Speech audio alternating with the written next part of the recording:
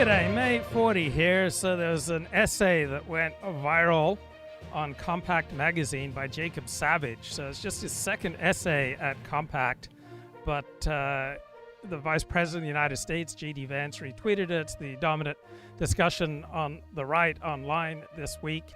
And his essay is called The Lost Generation, and it's all about how young white men have lost out, particularly since 2014, to all sorts of jobs and opportunities at elite institutions due to the turn towards DEI.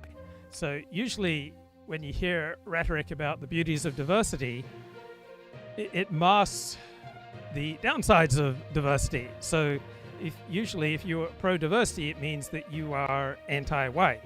If you say, for example, we need more non-white men in the sciences, you're saying we need fewer white men in the sciences.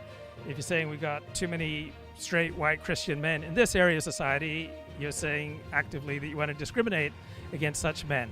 And so pro-diversity functionally, effectively means anti-white.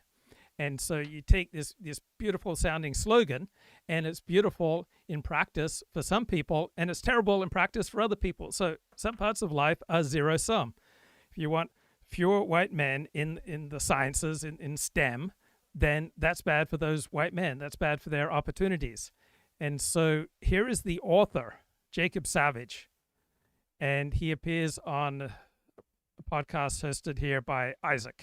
Yeah, no, I part of it is like how is this piece going to be attacked? Like, what is the main, I can't, I would love to say this, write the piece about all white American men, not just like elites, but I don't have data for that, and that's not my experience. And well, but that would have been terrible. I'm so glad you didn't go into the spiel. No, it's like the thing is that you can't, you have to appeal, you have to anticipate, what the objections of your readership are going to be. And the truth is, I think I actually anticipated fairly accurately both what the leftist and the rightist objections would be. What has been the leftist objections? I don't pay any attention. This is the blue sky objections. Well, I mean, I think part of here's the thing, I stand by my conclusion. I really do. The truth is I don't bear. What is the conclusion? The conclusion is we got fucked. I don't want to, this should not keep happening.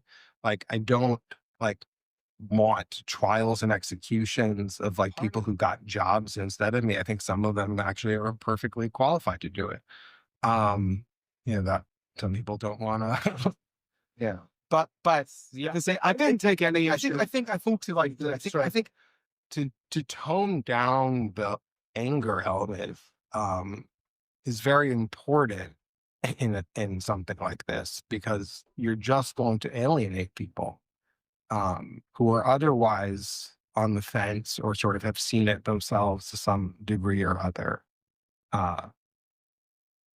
Well, did you see one of the big critiques of I loved the end. I thought the end was fucking perfect. I thought it was exactly correct what you did in the end, and a lot of people took that as no, it's so we all naturally orient to what we do well.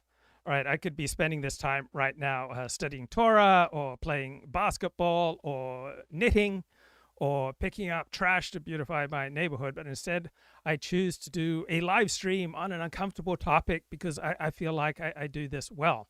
And so in the job market, you want to ideally find a job that you do well, that is well paid, that keeps your interest, and where you can be around people that you like, where you can be around your tribe. And if you got any of those things going for you, right, this is a job that you likely want to hold on to. And if you got all of them going for you, then you should ask no other blessing in life. You have such a rich reward. Now, when you're losing at life, right, you don't get as much serotonin in your brain. You don't get those wonderful feel-good brain chemicals. And when I'm losing at life, I withdraw. I become more antisocial. I have less investment in the system. I become much more critical of other people and of myself. I am much more attuned to what's wrong with the world, which makes me even worse company, so other people want to withdraw from me. On the other hand, when life is going well, I want to expand. I want to reach out. I become more generous. I become more kind. I look for ways to help other people. My world expands. So all these good things flow on top of each other.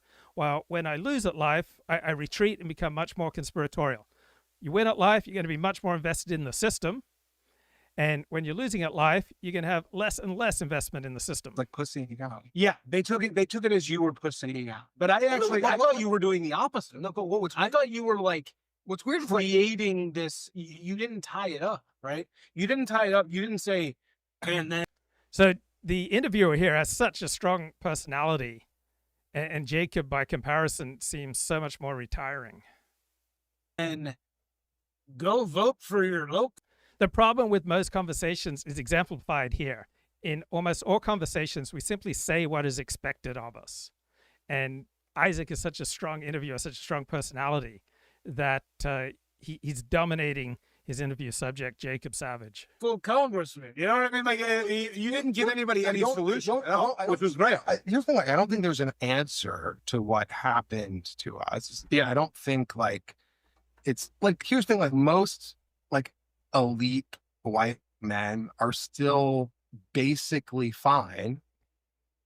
You know, they did something else, like they didn't get to live there. Well, crypto, as you mentioned, crypto. Yeah, no, people find outlets, people are resourceful. Right. Some people like got completely screwed and like and it's horrible. But at the same time, you know, you can't live the rest. You know, I live my life. My life is pretty good. You know, like I'm a ticket scalper. It's like an incredibly stupid way to make a living. Like, and I do it. Like, I don't have like, I'm not like rich, I'm not poor. I have a family who I love, like, you know, and I mean, you're doing pretty, right. From a very superficial standpoint, you're doing extremely well. Like you are, but at the same time, you were sold a bill of goods that was not real. Right? I mean, I think that's like the real like rub of it for me is like, you know, there were Jewish quotas in the 50s and a bunch of industries, which I'm sure some of your fans are very happy with, and whatever, fine. But like the point, like it's just like the truth. So I think this is a highly dubious assertion, and I don't like the consumption of liquor during interviews. All right. I don't like alcohol. I'll admit it. It's a throwback to my Puritan Seventh-day Adventist upbringing. But this notion that they were sold a bill of goods, that if you were talented, you could expect to have a job writing for TV, that you could expect to have one of these elite jobs. All right. I think this is delusional. We're talking about a tiny number of jobs, even if there was no overt anti-white discrimination during this time. So nobody was sold a bill of goods that you could go out and get a job in TV. Right? This was always a highly dubious prospect, even on the best of occasions. Even if there was no anti-white discrimination, right? For every 1,000 men who could plausibly think that they had a reason to believe they could get a six-figure job writing in TV, in the best of occasions, only one out of those 1,000 could possibly get a job. So this idea that they were sold a bill of goods, that there were these elite jobs in media and in academia and in journalism that would go to the people with the most talent, I think this is highly dubious. Instead, I think what we're seeing here is the under-owner personality coming forward. The truth is that some we call it's get off there now. Get off. The truth is, like, if you know where you can go in life, like at the age of 20, you can make informed. Yeah, you can like that's what you can make informed. No one could rationally know at age 20 that they were going to make a career in writing for TV, or even in academia, or in journalism. The structure just wasn't there, even if there was zero anti-white discrimination. So they were not sold a bill of goods. They had a fantasy about reality that was destroyed by reality. When your fantasy meets reality, reality is going to win every time, or you will lose. Decisions about your life. Yes. You know, like if I had known that being like a Jewish guy in Hollywood would be the worst. Would actually be bad. Yeah. In 2000, you would have been able to make. I would have been like, fuck it, YOLO. I'm going to go into crypto or tech. Do you know this quiet thing they just did with? So I just don't think that there's any basis of reality here. I think what you're seeing is the symptoms of under-owning, right? It's clinging to useless perspectives on life, right? Time and time again, I guarantee you, this man was given evidence that he was clinging to a useless perspective on his assurance that he could make it in writing for TV and earn 6 figures a year and support a family writing for TV. Again and again and again, he was provided evidence that he was clinging to a useless and evidence-free assertion about reality. But he chose to cling to a useless perspective on life. So there are structural anti-white forms of racism, as I'm sure there are structural anti-black and anti-brown and anti-women and anti-Asian forms of racism in various parts of society, right? But I think what you're seeing here primarily is the symptom of clinging to useless perspectives on life against all evidence. School loans? Yeah, but nobody knows this. There's this new law they just passed. It's called, fuck, I wish I could remember what it's called. It's called like the, I can't remember. But basically now there's an institutional way to say that your college misled you about opportunities. And you can get your loans discharged. Because it's true, they did mislead you. The USC School of Social Work charges $250,000. Now I'm put a gun to your head and force you to take out tens of thousands of dollars in student loans. So people who are so stupid to do this, I don't want to see them let off the hook. These guys want to play the victimhood card and say, let people off the hook for making these terrible decisions. They want to blame individuals' terrible decisions on universities. Right? I think individuals should take responsibility here for their own terrible decisions. Like for an MSW degree? Why should plumbers and manual laborers who didn't make these disastrous choices to take out useless college loans, why should they have to subsidize these losers? I don't agree with this. Yeah, like at best you can make $60,000 rent. And you guarantee those brochures said something. And again, that's all true. It's all just like boomer. Dude, I got lured into it by, I got lured into this at Tulane. I went to Tulane Law. They told me when I went to Tulane Law, this is a national. You weren't lured in, bro. Jeffrey Epstein didn't diddle you. You were told what you wanted to believe, right? If you want to believe something, you will find someone to tell you that, right? You weren't lured. You weren't victimized by Tulane Law, right? You made apparently a bad decision, according to you. It's not Tulane Law's fault. Program, you're going to be able to be placed in any city in America. We have amazing connections to. Yeah, it's just so well known that Tulane Law School is the ticket to success in America. What is this guy smoking? He wants to blame Tulane Law School? Give your loan. No, I'm trying to get him forgiven. I'm not. I am very against. I'm very socialist. The two things I'm still super Marxist on is healthcare and student loans. So why should people who work hard and make good decisions subsidize people who make terrible decisions? I would like to see public policy reoriented towards rewarding people who make good decisions and punishing people who make bad decisions, such as taking out ridiculous numbers of student loans. Yeah, I'm very far left on both of those things. Well, I think student loans are the biggest crock of shit ever. So this guy apparently favors the left when left-wing policies favor what he wants in life, and he favors the right when that is to his advantage. Right? Most of our politics are simply post hoc assertions. Right? We figure out what's best for us and for our tribe, and then we invent excuses for why it's really empirically, globally, cosmically, philosophically the best. I think they should be completely abolished. Everybody should be forgiven immediately. Because it's not fair. I'm an 18-year-old kid. Give me a break. He wants to go and get something. He wants to educate and go bigger, and you're going to fucking indent him for life. No, it's ridiculous. And especially based on these fake promises, that, again, it's the same thing. It's like what you're. Who's the you here? It's not the individual making these terrible decisions. It's these shadowy elites and institutions that the host Isaac here wants to blame for people like him making terrible decisions. While people who make good decisions and launch their efforts in a productive direction, they're supposed to subsidize these bad decisions. I don't hold by that. Your article is saying is this bill of goods we've been sold that if you show up and you do all the right shit, you're going to be given a chance if you're good. That was not true. When has that ever been true? This myth that everything's decided by merit. It's never existed, will never exist. This myth that if you just work hard, you'll do great in life is silly. Your efforts have to be aligned with what brings you a financial reward. If you're an employee, doesn't matter how hard you work if your efforts aren't directed along the lines of what your employer wants. If you work for yourself and you work hard, but your efforts are not aligned with what the customer wants, you won't succeed. Hard work has never been a guarantee of anything. I think, yeah, and I had a draft where I got more into this point, but I think that the difference, like, obviously this is happening with Gen Z as well. But the difference between us and Gen Z is like, you're a white guy graduated college in 2020. You want to go work the New York Times. Like, that is your dream at your peril. Like, you have all the information. You know what I mean? Whereas I think we completely did not. Even if there was zero anti-white discrimination at the New York Times, your prospects of working at the New York Times are very tiny, right? There's never a time when the hard worker was just guaranteed a job at the New York Times.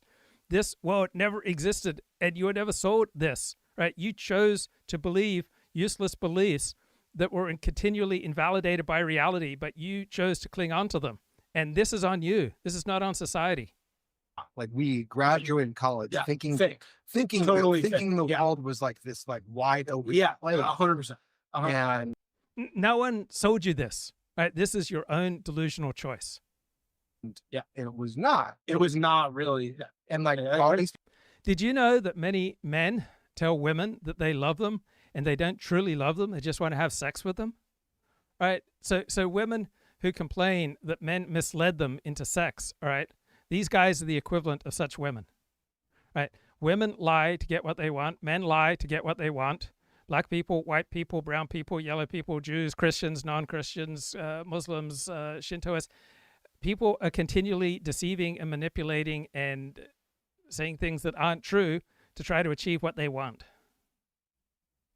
people who got PhDs who, like, you know, might be some, you know, Yeah, no, it was a completely crippling. I mean, you like actual quotas would have been preferable if in 2014 they'd just been like, Your own beliefs crippled you. It wasn't society primarily that crippled you. Your own choice to hold on to delusional, evidence invalidated beliefs crippled you. You crippled you. 10% in all of these industries, you would have been like, okay, this is the score. I know. but it was worse than It was worse. It was worse because it was like radicalizing it. Yeah. Because you could never get the right number of like tiny white men to like be in an industry. yeah. Like, it was never the correct, and they make that point in the article, but it was never.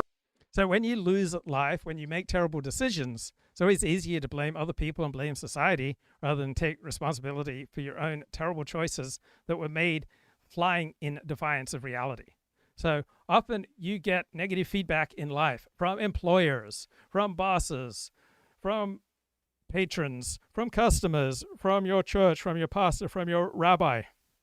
Much of that time, that invalidating, negative, critical feedback is simply the voice of reality that you have been at war with for a long time.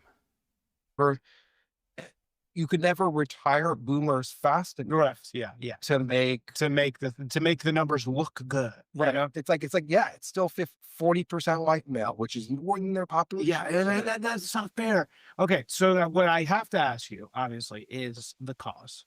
What caused this? Because I have my theory, of which you already know, but why did this fucking happen, right? I mean, like, of course, there's always panics. There's always cultural panics. And, like, is this one that bad? Like, oh. So let's reverse engineer the lost generation job crisis, right? Find work that gives you connection with people like you, right? Where you can be with your tribe as opposed to feeling like you're operating in enemy territory, right? Find work that stimulates you, where you're engaged versus being bored and stifled. Find work that aligns with your mission, right? As opposed to doing work that is demoralizing and cynical. Find work that you're good at, as opposed to work where you're incompetent and miscast, right? And find work where you are recognized for your efforts and you are paid for your efforts, right? If any one of these is missing, hard work easily becomes a trap. If all five are present, hard work, it becomes the most satisfying part of your life, or you have found the sweet spot. All things considered, as you said, no, it's not that bad. it's not like people were being thrown in gulags, right? I mean, it wasn't I that. understand it sucks, but But at the same time, what caused? Why did this happen? well, first, just in terms of that bad, like it was bad, and but obviously there are things that have been worse, much Right. worse, Yeah, and for sure. like people are. It's always easier to critique society, and I think this author, Jacob Savage, has many accurate critiques. But you could also make a critique of under-earning, of the bad choices made by his protagonists, such as time indifference, putting off what needs to be done, not using your time to support your vision and to further your goals, to deflect good ideas. If you just compulsively reject ideas that could expand your life and expand your income and expand your career and increase your profitability, you've got some kind of emotional addiction operating. You have some kind of compulsive need to prove, where you're just constantly driven to reprove your worth and value so that it leads you in a destructive path, right? That is not the fault of society. You're clinging to useless ideas, useless beliefs, useless possessions, right? You're going to be held back. If you are oscillating between exertion and exhaustion, if you are habitually overworking, just working really hard, but in a poorly directed manner, right, you're highly likely to become exhausted, discouraged, then you'll underwork or just cease work completely. If you give away your time, if you just compulsively give for various causes, give away your services without charge, where there's no clear benefit to you and to what you believe in, you have something pathological going on. If you undervalue your own abilities and your own services, if you fear asking for increases in compensation for what the market will bear, right, you have some kind of under-owner mentality. If you isolate when you'd be better served having co-workers, associates, or employees, you've got something pathological. If out of the fear of being large or exposed, you experience all these physical ailments, if you lose at life and then you just feel your body giving out on you, all right, there may be something pathological in the way that your brain chemicals are being provoked. If you are burdened by misplaced guilt and shame, when you feel uneasy when asking for what you deserve, right, what you are rightly owed, right, there's something going on inside of you. If you're not following up on opportunities, leads, jobs that could be profitable, if you're beginning all sorts of projects and tasks but do not complete them, you have some under-owner mentality. If you are just bored with stability, if you're creating unnecessary conflicts with coworkers, supervisors, clients, right, if you're continually generating problems that result in financial distress, that is not primarily society's fault. Are alive, they're living their lives. Most of part of growing up is realizing you don't achieve your dreams ever. But I think what in terms Yeah, I'm not trying to minimize, but No, I really am not. no, I'm no, just but- saying it's like it's not like there wasn't like of all the sort of like crazed political witch hunts of history, like No, this no, one, yeah, at least but- people weren't actually being like physically fucking harmed, right? And yeah, no, like, you know, yeah, like they, oh, well, we could get there, but we're not there yet. I think part of what caused it was Obama was elected. So yeah, Like, no, I think that no, I'm not. I mean, I blame Obama, some of the Obama directives to colleges and stuff, but I think that sort of from a more macro cultural perspective, people thought we were about to enter a post-racial era, and then All right, only idiots thought we were entering a post-racial era. There will never be a time when your ancestry, when your tribe, when your race is irrelevant, right? This is a belief that has no basis in reality, never did, and anyone thought that the Obama era was going to usher in a post-racial era was completely delusional. what you had was much better. I'm very glad you didn't put that in. Sometimes you lose. What does that mean? It's what no, I think the idea, I think what I'll tell my kids is like, you have to tell your kids to do what they want. Losing carries a stench, right? People will back away from you when you lose. Your voice gives you away. How you carry yourself gives you away. People feel much more comfortable hanging around with winners, and people naturally tend to distance themselves from losers, which makes losing that much more easier for losers. Do like I don't know what stupid legend. knowing your kids, I feel like they're going to be completely fine. No, I don't like that. They're such like total forces of nature that they're just going to let you know it's going to be fine. Like, I'm really not worried about your kids. I'm like, oh, good. Well, you can look at someone, oh, there's a force of nature, we don't have to worry about them. But no matter who the person is or who the child is, there will be situations where they're likely to thrive, and there will be situations where they're going to struggle, right? These kids, not these particular, I don't want to talk about any one particular kids, but all of us, right, are going to be confronted by situations that we are not well suited for.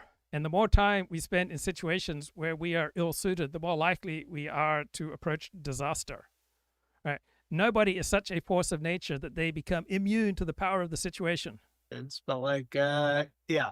No, but I also like separately, like, I do think like having kids is like radicalizing in a way where you're like, you know, it's like one thing if this happened to me, like the idea that this could possibly happen to my kids is like so insane. But it's not that. It's not that insane. Right? No, it's not insane. It's not like they're being like. Again, this is that's what I'm saying. It's more about the bait and switch. It's about the bait and switch. That's the fucking. The problem is not the quality of it. Sure, I tell. The bait they are talking about here was the bait that was in their own head that they wanted to hold on to. It's like saying that beautiful woman who walked down the street looking amazing, that was the bait that was put there before you. And then it's frustrating if she turns you down when you ask her out. Well, if she's way out of your league, right, you are delusional to ask her out. The problem is the bait and switch. I tell my wife, like, they become an HVAC repairman. Right. It's so much easier to play the victim, to feel victimized. And it's normal, natural, and even healthy at times when you're dealing with an unexpected loss. There's a time and a place to embrace feeling the victim. But that time period should be limited. Like we should pillage the nest fund to right. Go do some like. Well, and that's why that drives people so crazy, because it's not. We have been told that we live in a certain place, and then that place was not real, right? And that's fucked up. You know, that is real. Who told you this, right? You are selecting voices that tell you things that resonate with voices in your own head. Voices continually saying things that are frequently invalidated by reality. Really fucked, because as you just said, if you could have made much better decisions in your life if you'd known. Right. Every normal woman can give you countless examples where men have been pigs and treated her badly. Every man can give you examples where women have mistreated them. I'm sure many black people can give you examples where white people are horrible to them, and white people can give you examples where black people are horrible to them, and Christians can give examples where Jews were bad, and Jews can give you examples where Christians and Muslims were bad. No matter your identity, you can always find voluminous reasons for why your group has been intensely victimized. There was a 10% quota, like, right? If that had simply been transparent to you, you know? Yeah. And you had to deal with, and I had to deal with. Am I the only one who finds this part of the discussion incredibly childish? If only this had been revealed. Decades of frustration because we had been told one thing and the other thing was reality.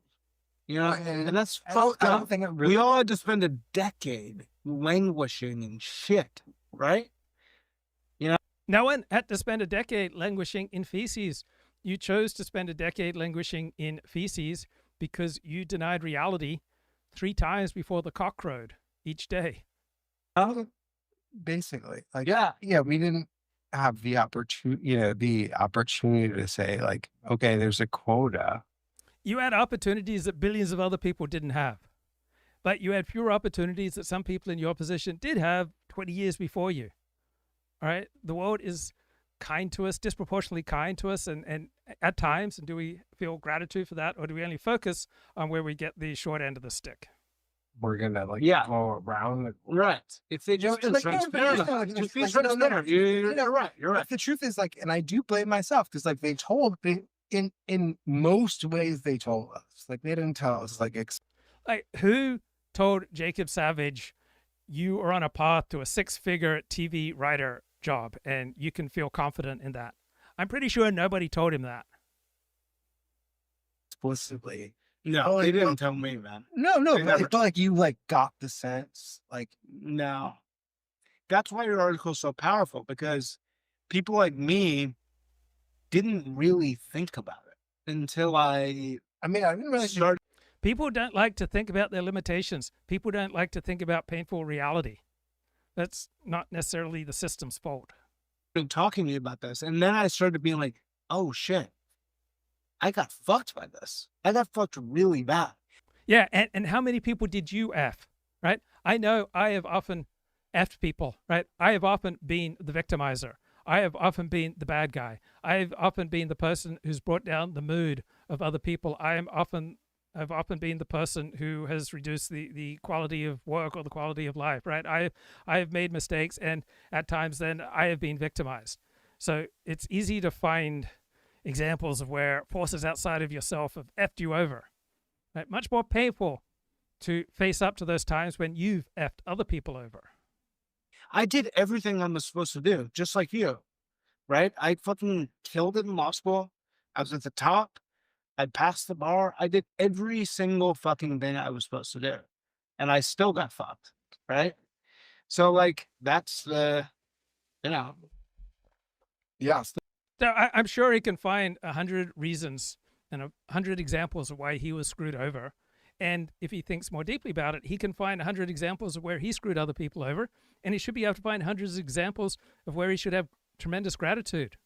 So this sense of victimhood and resentment and anger, it's not a productive way to go through life, as opposed to aligning yourself with times when you have been treated more kindly and more generously than you deserved, where other people have loved you, right? Reflect on that will be usually a healthier foundation for living. The fucking bottom line, right? It's tough. It's tough to think about like what, you know, what would have been like if you had been born in 19. So plying people with liquor and getting them to be vulnerable makes for a compelling live stream. It's also a really dangerous thing to do to people. It's a dangerous thing to do to yourself and to those affected by you. It's a dangerous thing to do to your guests and those who are affected by him. I just think it's incredibly ill-advised to talk about highly combustible, controversial, and uncomfortable topics while plying people with liquor. I think this is just terrible. 55, you know, on so many different levels. Like, you know, So what you really want is to be a screenwriter. I mean, like at this point, and I think since my critics are fair in saying this, like it's dying, like there's nothing for anyone. But I mean, part of why it's dying is like they didn't make shift. I remember in 2007, I think there was a Hollywood writers' strike, and I went to a picket line, and I was awkwardly trying to move towards that question. Isn't your livelihood just highly dubious to begin with? And the TV writer that I was interviewing, he got there quicker. He said, what you're essentially asking me is, aren't we just rearranging deck chairs on the Titanic? And that is what's happening in the TV writing industry overwhelmingly. It's just rearranging deck chairs on the Titanic. It's not primarily the fault of anti-white racism. For 10 years that like appealed to most people. But that's what I wanted, you know, that's what I remember I was the editor of this like stupid Ivy League gossip blog, kind of like a Gawker Junior in like 2008.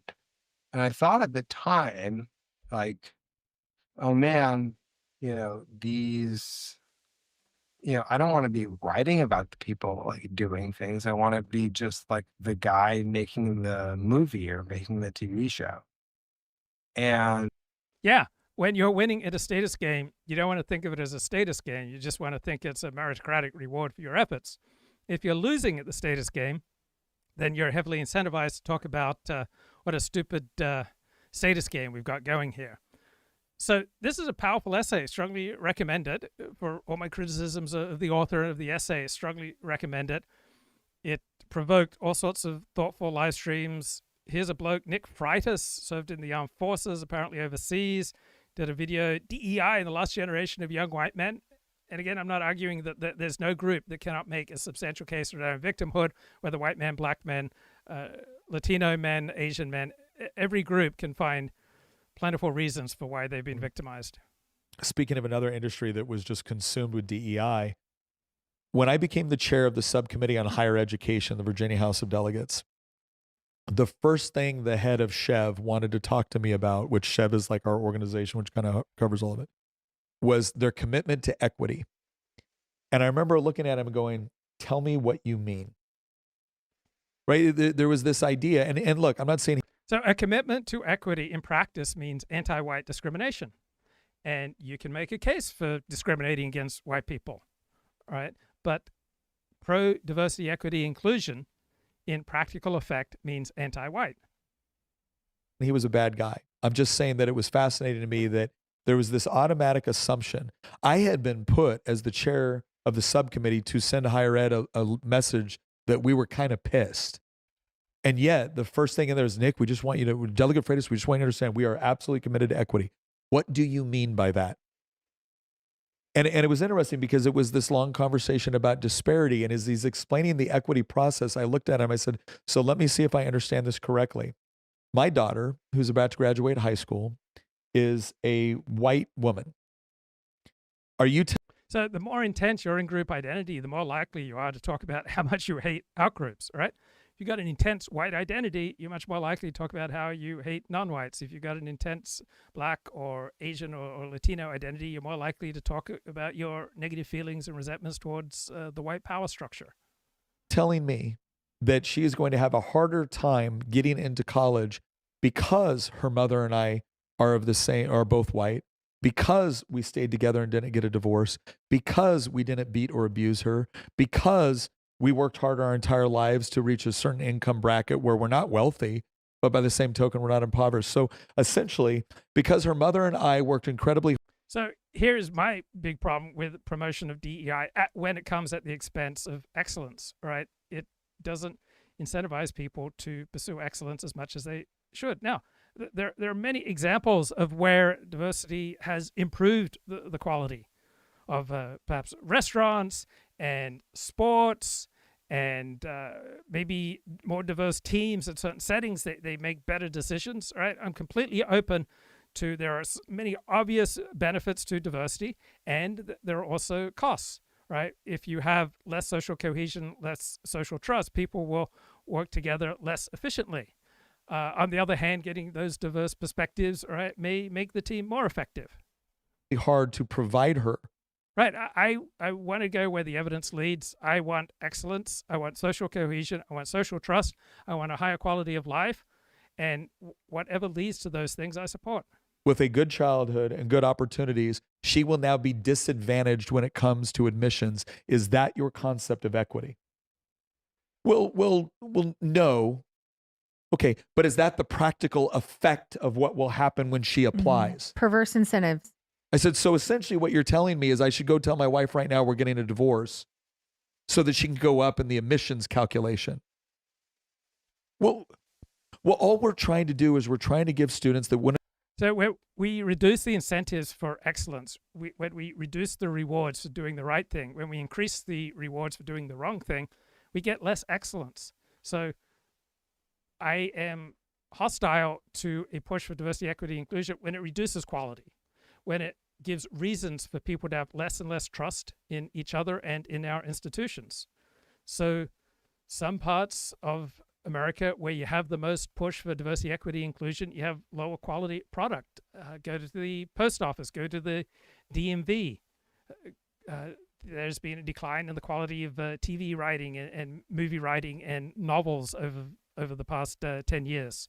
So sometimes I'm sure diversity improves quality. Other times it reduces quality, right? So during the big push since 2012 for more diversity, equity, and inclusion, you have more and more people who are hiring, and they just took it for granted that they were no longer going to hire the best people, right? They were taking it for granted that they would have to exclude white guys. So diversity has not just been a tiebreaker, it's often been the primary driver in hiring. Qualified candidates have consistently been passed over solely due to them being white. We have a shift in institutional focus from quality to achievement to something else, right? Instead of breaking news as a journalist and providing more thoughtful background on what's going on around you, right?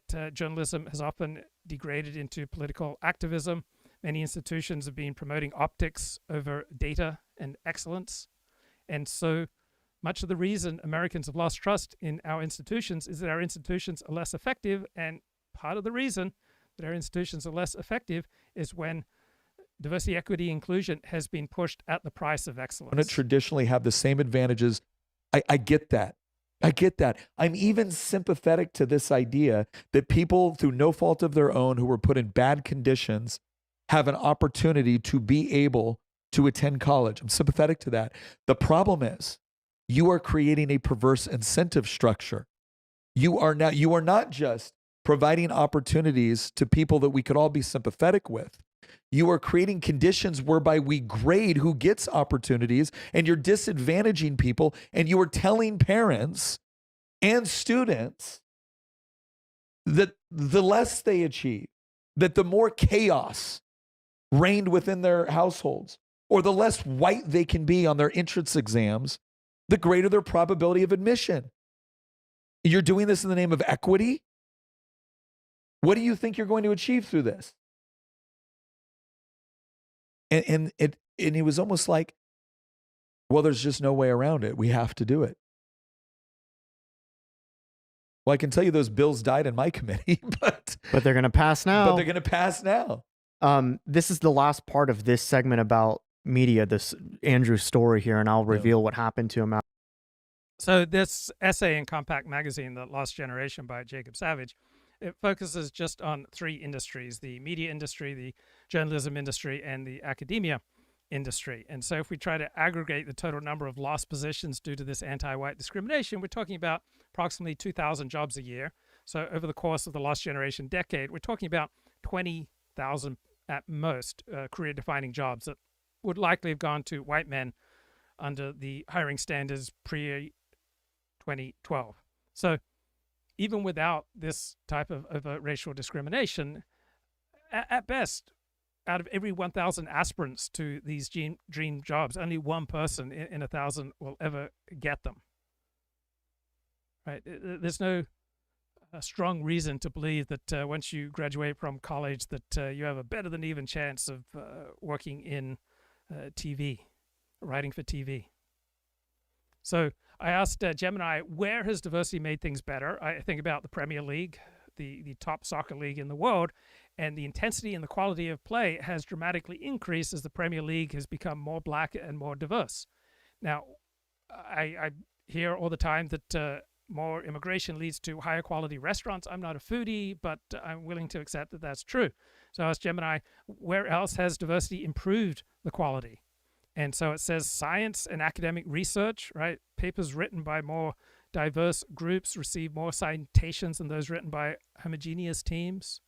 And in tech, the work product of more diverse teams is apparently better than more homogeneous teams.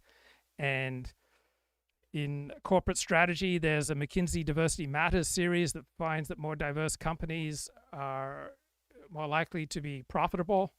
And Gemini says that some of the work product of a more diverse medical team is likely to have better outcomes, and a more diverse storytelling team produces better quality stories.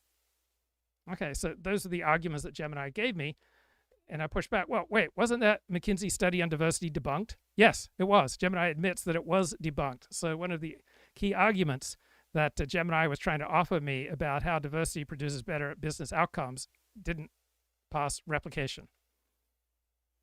So I asked them about, what about all the other studies that shows that diversity improves the bottom line, improves excellence? All right, are they equally dubious? And Gemini says, yes, safe to assume that most of the specific diversity equals better outcome studies are facing the same crisis of replication, methodological scrutiny as the McKinsey study. So all the studies that Gemini was citing to me to show that diversity makes work product better, they're all highly dubious. So why do you need to rely on dubious studies? Don't you have something better going on? Where were you? Where have you been?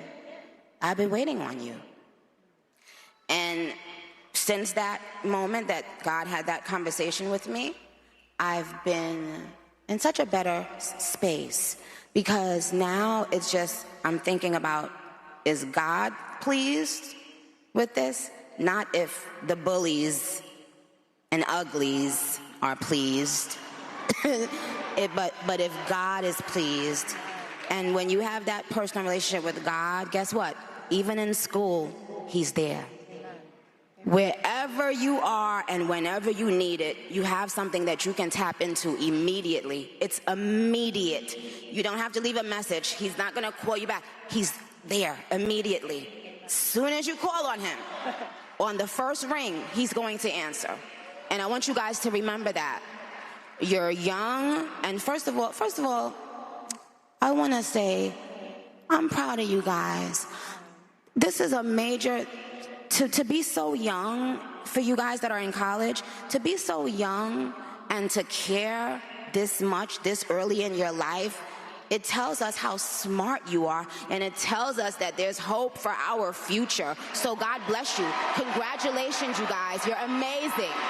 Congratulations. You guys are amazing, okay? Know it. Feel it. Yes. Yes. Proudly. Be it proudly. Be who you are proudly. Amen. Yes. So what have you, I mean, you're an amazing mother.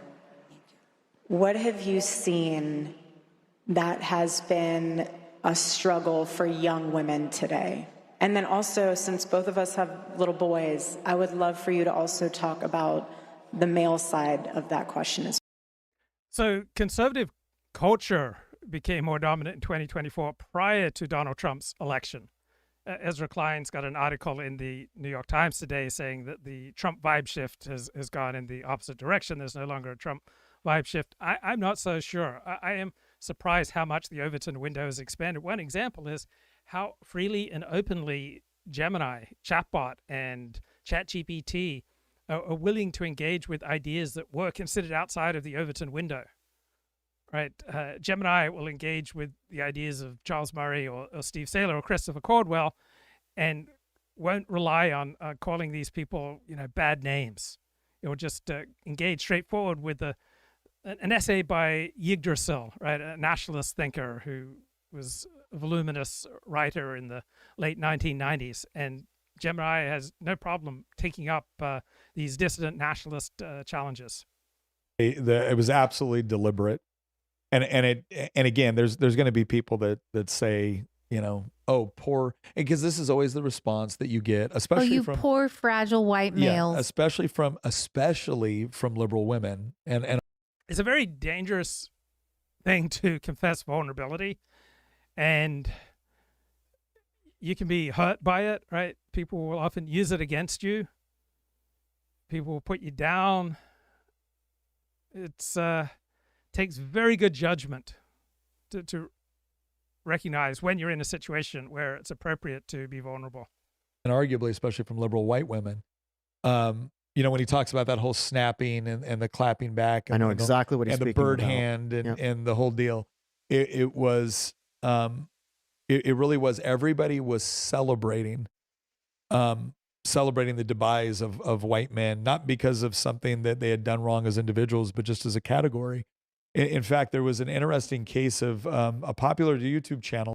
We all tend to essentialize outgroups, right? This isn't just something unique, some blind form of bigotry against white men, right? If you're a Christian, you'll tend to essentialize Jews, atheists, Muslims, Baha'i. If you're Muslim, you'll tend to essentialize Jews and Christians and other non-believers in Allah. Who was a liberal woman named Shoe on Head. And she had a very popular channel, very good channel. And she had the audacity to ask the question, like, are men okay? Like, is there something going on right now? And her viewership, her audience turned on her on a dime. It was the absolute celebration of the collapse of male or young male morale. Like, the more miserable they were, the more liberal women celebrated it. They would even do it in being a mother. Do you remember the video of the mom who was explaining to her two little boys, they were little boys, Little white boys. little white boys, all of these bad things that white men have done to women and how women have had it so hard, and that white men have basically been just horrible to women. And anyway, she just totally explains all this stuff from that lens to her little boys. And the response was the boys were like basically realizing that, oh, boys are bad and I'm going to go hide now. Yeah. That was like literally she was talking about the Like reason they were why, like 4, 5, 6 years old. the reason why Kamala Harris I'm sure many Muslims after the Bondi massacre very tempted to non-Muslims to say, "Oh, Islam's bad, Muslims are bad." Right? Really bad thing to say in public, to just generalize about a billion people that way, and equally bad to just say men are bad or white people are bad or Christians are bad. lost, and the boys are like, well, because people are afraid to vote for a woman. And then she's going through and she's and who's been responsible for this? And it's men. What kind of men? Like, and literally one of the boys goes, I'm gonna go hide now. It's just, Yeah. and you're sitting here wondering, the big thing I'm looking at is like, first of all, where's the father in this? So many academics publish dozens, even hundreds of papers. And then there is a thoughtful economist named Ronald Coase who lived to 101. And his reputation, he's a Nobel Prize winning economist, rests primarily on just two papers: The Nature of the Firm, published in 1937, and The Problem of Social Costs in 1960. He's the father of the entire field of law and economics. And he asks a very simple question: if markets are so efficient at allocating resources, why do we need companies at all? Why do we need a firm? Why doesn't everyone just act as an independent contractor? And he comes up with the answer: firms exist to reduce transaction costs, the cost of finding partners, negotiating contracts, enforcing things. It's much more efficient to have a firm. The more employees you have in a firm, right, the more rules you need to have. So you work for a sole employer and you're the sole employee, you can have a lot more freedom than if you work for a firm that has 10,000 employees. But there are many resources that come for working for a larger firm as opposed to just one person. Then he also published The Problem of Social Cost, where it says if transaction costs are zero, people can bargain to efficient outcomes, regardless of who holds the property rights.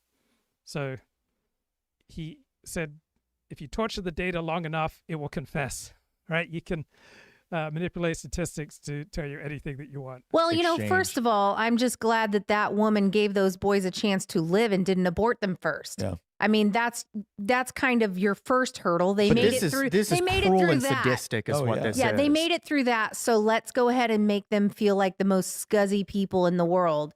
Like, Well, way to go, mom. When there's this one famous tweet that was going around where a woman goes, "Oh, I'm pregnant. I'm off to the doctors right now to find out if it's a girl or an abortion," and people cheering this, and it's like, I mean, this article is about what happened, or what has happened and continues to happen to. I'm not the biggest anti-abortion activist, but when I hear women throwing parties, right? A woman I knew threw a party after she had an abortion. It feels wrong. Millennial men, millennial white men. Yeah. For Zoomer white men, their entire lives have been this. Yeah. Like, they didn't graduate from college or university and then enter the workforce and then get the door slammed in their face. Like in the case of Ethan here, he applied for other. By the way, just some more stats here. 64 tenure track assistant professors at UC Irvine in the humanities and social sciences have been hired since 2020. 3 of them have been white men, 4.7%. At UC Santa Cruz, 59 tenure track hires for arts, humanities, and social sciences.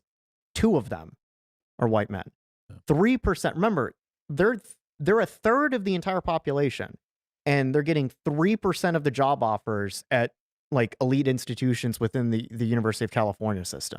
Not that UC Santa Cruz is elite, but Berkeley is, and Brown certainly is. Let's go down a little bit. There's another part here that I think is interesting. Yeah, this is the end of. So the social construction of reality is a domain of the academic world that seems to be dominated by the left. That doesn't mean there isn't profound insight to be found there. And so much of reality is socially constructed. So I noticed when one person in a church would get a divorce, a divorce would tend to ripple through other couples in the same church. When one couple in a synagogue gets divorced, right? Divorce tends to ripple through the synagogue. If your friends are having affairs, right, you are much more likely to have affairs. If your friends are gambling serious amounts of money, you are much more likely to gamble serious amounts of money. And when I got sick in February of 1988, and I was basically bedridden for the next 6 years with chronic fatigue syndrome, it was incredibly painful to me how the overwhelming majority of people I knew my age wanted to distance themselves from me. And this is a very painful part of reality. We all tend to want to distance ourselves from people who are sick and people who are losing at life because it feels contagious. So unless you have very deep, thick ties with someone, such as family, right, you're very likely to withdraw from them when they start losing at life. Because people, when they start losing at life, they become less pleasant company, they become darker, they become more dismal, they become more conspiratorial. While when you attach yourself to winners, right, they tend to bring out the best in you. So I don't like cutting people off. I do it in the rarest of circumstances, but I do notice you can dial people up or down in your life. Just change the proximity, the intensity, the duration, and the frequency of your interactions, right? Modulate rather than amputate. So you're going to be affected if your friends and the people closest to you are consistently losing at life, and you will naturally want to distance yourself because everything tends to spiral. Winning spirals into more winning, losing spirals into more losing. One sin leads to another, one good deed leads to another, right? So you can move your interactions with people from in-person to the phone, right? From the phone to a text message. You can reduce the intensity of the interaction. You can reduce the length of the interaction. You can reduce the frequency of the interaction, right? Winners tend to believe that they have more control over the outcomes in their life, more of an internal locus of control than is probably factually correct. Losers tend to feel that outside forces are acting upon them and they have less locus of control. So when you dial down the losers, you preserve the bandwidth required to keep up with the winners, who will generally demand a higher level of engagement, optimism, and competence from you. Ethan's story here, where he applied to be a tenure track position 5 times. He was flown out again and again for interviews and meet and greets, and went on to say, always the bridesmaid, never the bride. At a certain point, he began to see himself in the same way that the search committees did. Other identifiers or other things I valued about myself have receded, he explained. Being a white man, meanwhile, moved into the foreground in a way I didn't expect. Let me tell you, as a younger millennial, one of the youngest millennials, I get this on almost like a spiritual level. Not living your life thinking I am this identity characteristic. I am John, or I am Ethan, or I am Christian. I am an individual. That's just naturally how a lot of us think. It goes back to Carl Benjamin's quote about liberalism is Sharia law for the English. Like I just lived my life thinking that way. And then to have somebody come along, and I remember the first time this ever happened to me, I was in college because I'm about 10 years younger than these guys. I remember the first time I got into an argument in college and somebody dismissed my argument because I was a white man. And I didn't even know how to respond. Like the conversation just ended there because I was confused. I was totally. We're evolved to think this way. We're evolved to think tribally. We're evolved to side with those perspectives on life that benefit our tribe, and we're evolved to dismiss the perspectives of out tribes. Like, have you ever been in a debate with somebody and then you're so blindsided by what they say, you're rendered speechless? Well, it's interesting because here's what I found. When somebody presents a response to a well-reasoned argument that is so absurd, they're actually some of the most difficult to respond to because you haven't been prepared for it. You've been prepared to respond to arguments that are about competing evidence or lines of logic or reasoning. And so what you're expecting with an empirical argument is to someone to counter with an empirical argument. When you respond with a logical argument, you're expecting. Right. This guy has way too high expectations for argument and discussion. And unless you essentially share a hero system to begin with, right, there's not a lot of point in having arguments, right, because you don't share a hero system. What's more fruitful is to share observations of reality. So the essay that's getting all the attention this week is called The Lost Generation. It's by Jacob Savage, and essentially about a cohort of citizens without a country, right? They're genetically tied to the American nation of 1787, but they feel bureaucratically managed by the civil rights state of 1964. So their despair comes from the friction of being ground down between these two incompatible constitutions. So the Lost Generation, when they voted for Trump, they thought they were voting for a counter-revolution, but they got a presidency that is constrained by the very rival constitution that mandates the obsolescence of young white men. So the lost generation of young white men remains lost because the legal architecture that displaced them is still the supreme law of the land. And that's the insight, one of the powerful insights that you get from Christopher Caldwell's book, The Age of Entitlement. Someone to respond with an illogical argument. You're expecting them to demonstrate to you why your data is flawed, or why your conclusion doesn't follow, or why there's some sort of, there's something wrong with either the structure of your argument or the data that you're using to present. But when they can look at you with absolute intellectual conviction and just say, well, of course you'd say that, you're a white man. Well, that's because it's almost like, well, okay, I am a white man. Like, that's a statement of fact. But what am I supposed to do when you can discount all of my evidence, all of my reasoning based off of the color of my skin? So where do you go to have sovereignty in that situation, right? If you are losing in the modern knowledge economy, right, the physical world and the religious world and the spiritual world and the tribal world, these are all worlds that offer an escape from what you can label as the fake world of emails and Slack messages and HR policies, right? You can regard the body or the church or the synagogue, all right, your tribe, you can find there the lost sovereign territory. So once a man has tasted this vitalist red pill, right, once he views the current order not just as unfair, but as physiologically repulsive, he's unlikely to go back to being a compliant middle manager, right? He becomes a waiter for the apocalypse, right? He waits for the shock event, the economic collapse, the war, the political constitutional crisis that creates an opening where his tribe can resume what it believes is its rightful place, where his specific skill set of force, endurance, will, right, becomes more valuable than the skill set of the current elite, which he can put down for just being all about compliance, consensus, and procedure.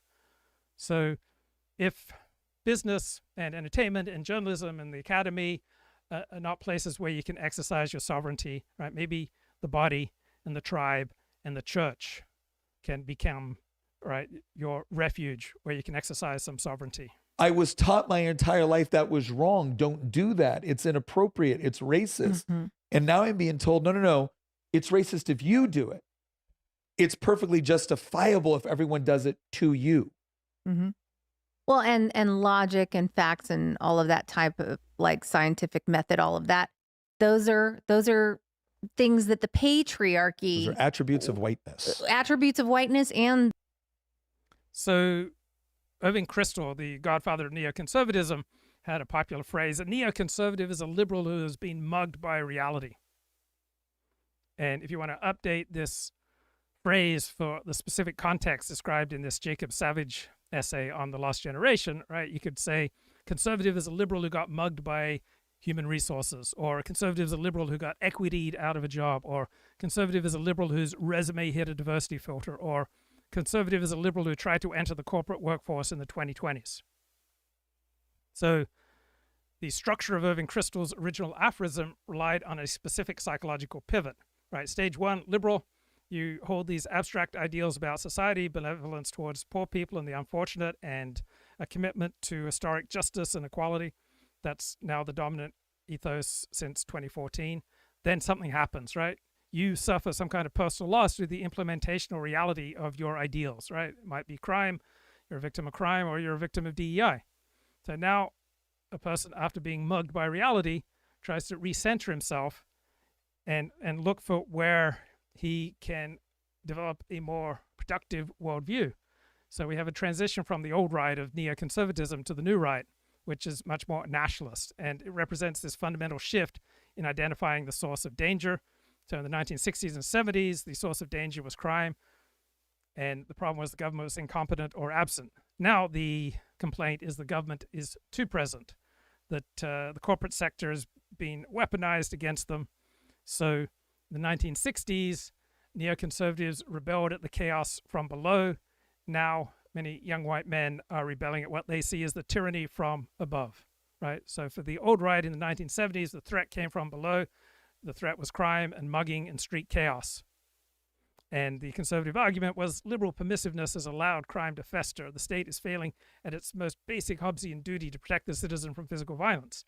Now, the new right in the 1920s says, oh, the threat comes from above. The mugging comes from DEI programs and cancellation. The real threat comes from administrative acts committed by the overclass, right? University deans and compliance officers, right? So the new argument is not the system is failing, but it's working exactly as it was designed to work to penalize specific groups, such as my group. So the shift in concern has moved from physical safety to social and economic status. Nature of the injury is shifted from the body to civic status. For the old right, the fear was visceral. It was about broken windows, graffiti, subway crime, bodily harm.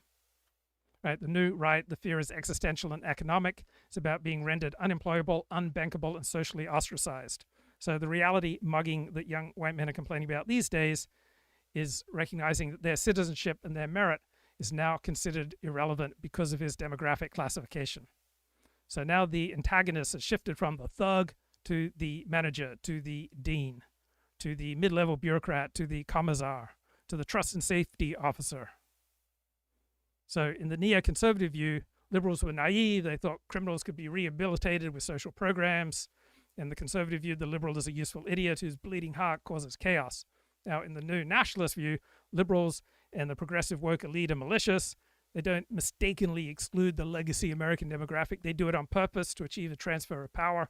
And the mugging occurs in the interview process. It's not an accident. It's not part of a clumsy system. It is the specific objective of the reigning system. So in the 1970s, neoconservatives wanted the state to step in and restore order to the streets. In the 2020s, these nationalists want the state and HR departments to stop imposing their order on their lives. The patriarchy. So, of course, now that we have the unhinged liberal women in charge of things, of course, logic doesn't matter anymore. I mean, that's kind of the result of this. It's men are slightly more, not even slightly, they're more linear thinkers. They are more logical. Women are more emotional. And so the vice president retweeted this essay by Jacob Savage, and here he's speaking at Turning Point USA. I have to admit, today solved one of the great insecurities that I had. Because as I've watched Nicki Manaj come out and declare her support for the truth, for courage, and for wisdom, I've had this little nagging voice in the back of my head wondering whether she thinks I look like the J.D. Vance meme. And it turns out, and I confirmed when she walked down the steps, Nicki Minaj actually knows what I really look like. And that is the best. So one of the weakest arguments I find against J.D. Vance is that he is fake and inauthentic. And people who know him, right, describe somebody who's incredibly warm and spontaneous. Best tribute that I could possibly imagine.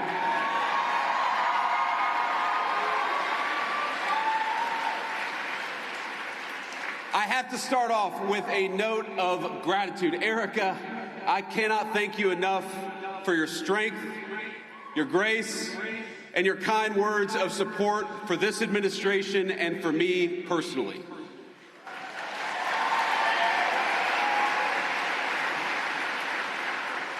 The position of the observer is often a vital part of the data. I'm not as much of a believer in virtue ethics that you can teach people to be good. I'm much more a believer in recognizing the importance of situations so people can stay out of situations where they're going to do terrible things and instead try to keep themselves in situations that are much more aligned with what is best for them and for others. Because I notice it myself. When I lose at life, I withdraw, I feel aggrieved, I feel angry, I feel ungrateful, and I become more and more selfish. And the more I see nefarious forces dominating the world around me, I feel less loyalty to the system. The more I win at life, the happier I get, the more generous I get, the more outgoing I get, and the more loyalty I feel to the system. So I think much of social analysis is shaped by whether or not you feel like you're winning or losing at life. Right? If you're winning, you want to justify the system. If you're losing, you want to demolish the system. Right? When you're winning, your brain gets flooded with all these beautiful biochemicals such as serotonin and dopamine. And this biochemical regulation affects your social outlook. Right? If you're succeeding, you conclude, well, it's because the system's functioning correctly. All right, I am succeeding because I'm virtuous and I am hardworking, and the system rewards virtue and hard work. Right? Generosity tends to be a luxury of surplus. If someone's losing at life, it usually doesn't help to tell them to be less selfish and more generous. Right? When you feel secure in your status, right, the entire threat detection system in your brain, in the amygdala, just quiets down, and you can afford to be more open and more benevolent, more generous, because you're less likely to see other people as threats and competitors with scarce resources. Right? The winner wants to preserve the rules of the game that allow him to win. Now, when you're losing, or if you're just stagnating and others are rising above you, your brain feels a threat. You become paranoid. Right? You recognize you're losing. You don't want to collapse into self-hatred. So you conclude the game is rigged against you. You begin to see invisible hands and cabals and systemic unfairness. Right? Not always a delusion, but you get rising cortisol levels, you get rising anxiety, and you're very likely to enter a siege mentality and to be overcome by hostility, which makes you less pleasant to be around. And so you become more isolated and then more and more vulnerable to distorted paranoid thinking. So the optimists and the winners, right, will want to secure their tenure and their status and their wealth with the idea that the world's just getting better and safer and more rational, right? These are people like Steven Pinker, right? And they will tend to be blind to the rot because the floor has not fallen in on them yet, right? And the losers, right, people who feel displaced and ignored, they will be more likely to produce these series of catastrophe, conspiracy, and radical upheaval. They feel no stake in the current order, so they analyze it to destroy it. So winning produces high serotonin, perception of order, and a desire for stability. Losing reduces your serotonin levels, it increases your perception of chaos, and it makes you much more radical. And these key essays by Jacob Savage in Compact Magazine, and then the follow-up by Ross Douthat in the New York Times, right? They are products of the winner versus loser dynamic. You lead an incredible movement at Turning Point, and I will fight alongside you and President Trump and every patriot in this room to defend the country that we so dearly love. So I'm not a big fan of listening to politicians. If there is a politician I might find interesting on occasion, it is J.D. Vance. So there's a historian named Peter Turchin who's written a great deal about elite overproduction. So if you felt like you were destined for elite status and you don't achieve it, right, you're going to be mad and you're going to want to tear down the system. If you're able to achieve elite status, you're not going to want to tear down the system. You're going to want to embrace the system. So your perspective on the system will heavily depend upon whether you're winning or losing. Now, I often hear stoicism recommended for people who are not achieving the status that they think they deserve. Stoicism sounds great. I don't think it's a winning strategy for most people. It tends to promote a detached and apathetic stance. It diminishes usually the importance of connection with others. It encourages denial and suppression of natural, healthy emotions like grief, anger, and joy, rather than transforming or integrating them. Tends to lead to emotional flatness and unhealthy levels of repression. Tends to unrealistically minimize suffering and loss. Right? Tends to create passivity over taking action. Right? We have powerful genetic predispositions against stoicism. Right? When you try to adopt stoicism, you're usually going to war with nature. That stoicism sounds great, but you usually cannot simply think your way out of the biological reality of losing. Your pride level, right, largely reflects how much you contribute to the lives of others. So stoicism is going to fail the loser. It may well serve the winner, right? It's a really poor strategy for most people to try to handle their pain, right? If you feel anger and you can harness that anger to changing your situation, then you want to indulge your anger.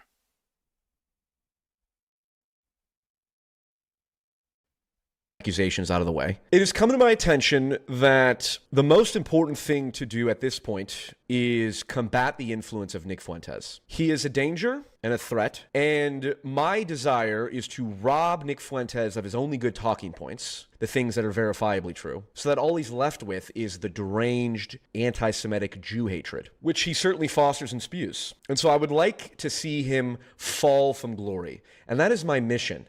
And listen, you don't have to pay me to want to do that, okay? Whether or not people do pay me to want to do that is beside the point. The point is, what I'm here to do is there's a bunch of young men who would otherwise become Nick Fuentes fans. So devoting yourself to going to war, whether it's against Nick Fuentes or going to war against poverty, for most people is a really losing strategy. So getting sober usually requires removing oneself from going to war. And my job, my mission, is to discredit Nick Fuentes from the inside, okay? To give the impression that I am, in fact, also an anti-Semite, really, while trying to diffuse and dismantle anti-Semitism from within, right? By robbing it of its truth. That's my goal, okay? That's my explicit stated goal. Now, am I being meta-ironic? I don't even know what that means. I don't even know what I believe anymore, which is honestly the perfect controlled opposition double agent. Luke chapter 12, verse 51. What the And Jesus said, "Do you think I came to bring peace on earth? No, I tell you, but division." What the fuck? First off, PF Young Media would like to issue the following statement regarding the Jews. Nobody loves the Jews more than PF Young Media. All Jews are made in the image of God. Anyone who tries to assert that because of someone's genetics they are predisposed to evil and therefore not worthy of the grace of God is themselves a degenerate scum, probably a pagan. The reason that PF Young Media endorses the phrase Christ is King is because it is a reminder to the pagans of Lithuania and Poland primarily, that the Teutonic Order was specifically in. So the way most people try to practice Stoicism simply doesn't work, because they're going to war with biology. They're going to war with the natural healthy reactions of the body. It dampens their psychological powers. It tends to numb people and render them more apathetic. They become lobotomized, right? And the involuntary celibate, the incel phenomenon, is probably the most brutal proof of my theory, because it operates in the most primal market of all, sexual selection, right? When you're winning in the sexual marketplace, you just grow and grow and grow in charisma and social power, right? When you're losing, people get smaller and more withdrawn, right? So the Lost Generation crowd sees HR departments as a conspiracy against them, right? The sexually unsuccessful man begins to see biology and society as conspiracies against him. This is the black pill, right? And so the incel will adopt a rigorous scientific fatalism and obsess over jawlines and height, and they will buy into the rigged system analysis, right? It comforts them because it removes the burden of failure. I didn't lose because I'm bad. I lost because the game was decided at birth. They will see hypergamy as the enemy. They will view female nature of wanting to date up not as some kind of neutral biological imperative, not as a winning evolutionary strategy, but as some kind of nefarious force designed to humiliate them. And then they'll analyze social interactions with this same kind of paranoid precision that the failed political dissident uses to analyze regime propaganda. So the winners keep winning and the losers keep losing, right? Winners say, you need to stop being so angry and bitter, that's why you're single. The reality is the anger and bitterness are the results of being single, not primarily the cause, right? If you ask a man who is losing to be bubbly and confident, right, that's asking a starving man to have better table manners. You cannot do it. So we have a global rise of opt-out cultures, right? When the price of winning becomes too high, the probability of success becomes too low, the rational actor does not try harder, they withdraw. Right? Winning triggers a release of serotonin and dopamine, which calms the amygdala and creates a perception of order and safety. And this will lead to a worldview favoring stability, generosity, and loyalty to the system. Right? Losing depletes these neurochemicals. It shifts the brain into a high threat detection mode that sees chaos all around them. Right? And this chemical state will curdle into usually a worldview defined by paranoia, radicalism, isolation, and a desire to destroy, to burn everything down. When you realize that you're not wanted professionally or sexually, right, you will naturally incline towards a protective withdrawal and a deep anger and resentment. And this internal emotional state will likely harden into an external conviction the world is rigged and dominated by nefarious forces. So if you feel the system is predatory, if you feel like the system offers you nothing, right, then you're likely to stop playing the game. There is a more productive alternative to Stoicism, and that's vitalism, right? Embracing the body, the soul, the church, the synagogue, the tribe as the last sovereign state, right? If you recognize the life-denying and biologically unrealistic nature of Stoicism, there may be a more useful philosophical alternative in vitalism, right? And there are certainly people pushing vitalism that fill me with horror, such as Bronze Age pervert. But there are good things in the vitalist perspective. There are any number of wonderful things that result when you recognize those parts of your life where you can engage in sovereignty and where you can build something. And that's very likely to be in connection with your church, your tribe, your synagogue, your body, your ability to develop mastery, right? You can rightly devote energy and attention to things where you can develop your mastery, develop your connection with others, and find some kind of realm of sovereignty. Invented to wipe out the disgusting European pagans. And so it is a glorious, glorious thing to be a Christian who rebukes the disgusting paganism that rejects the idea of universal grace and the idea that all people are made in the image of God. And anyone who conflates the genetics of someone with the ideology of someone is themselves a vile pagan and should be thrown into the cleansing fire of God. This is the word of the Teutonic Order, the Ritterbuter, who are the best faction in Medieval II Total War, the Crusades campaign. Thank you for listening to my statement.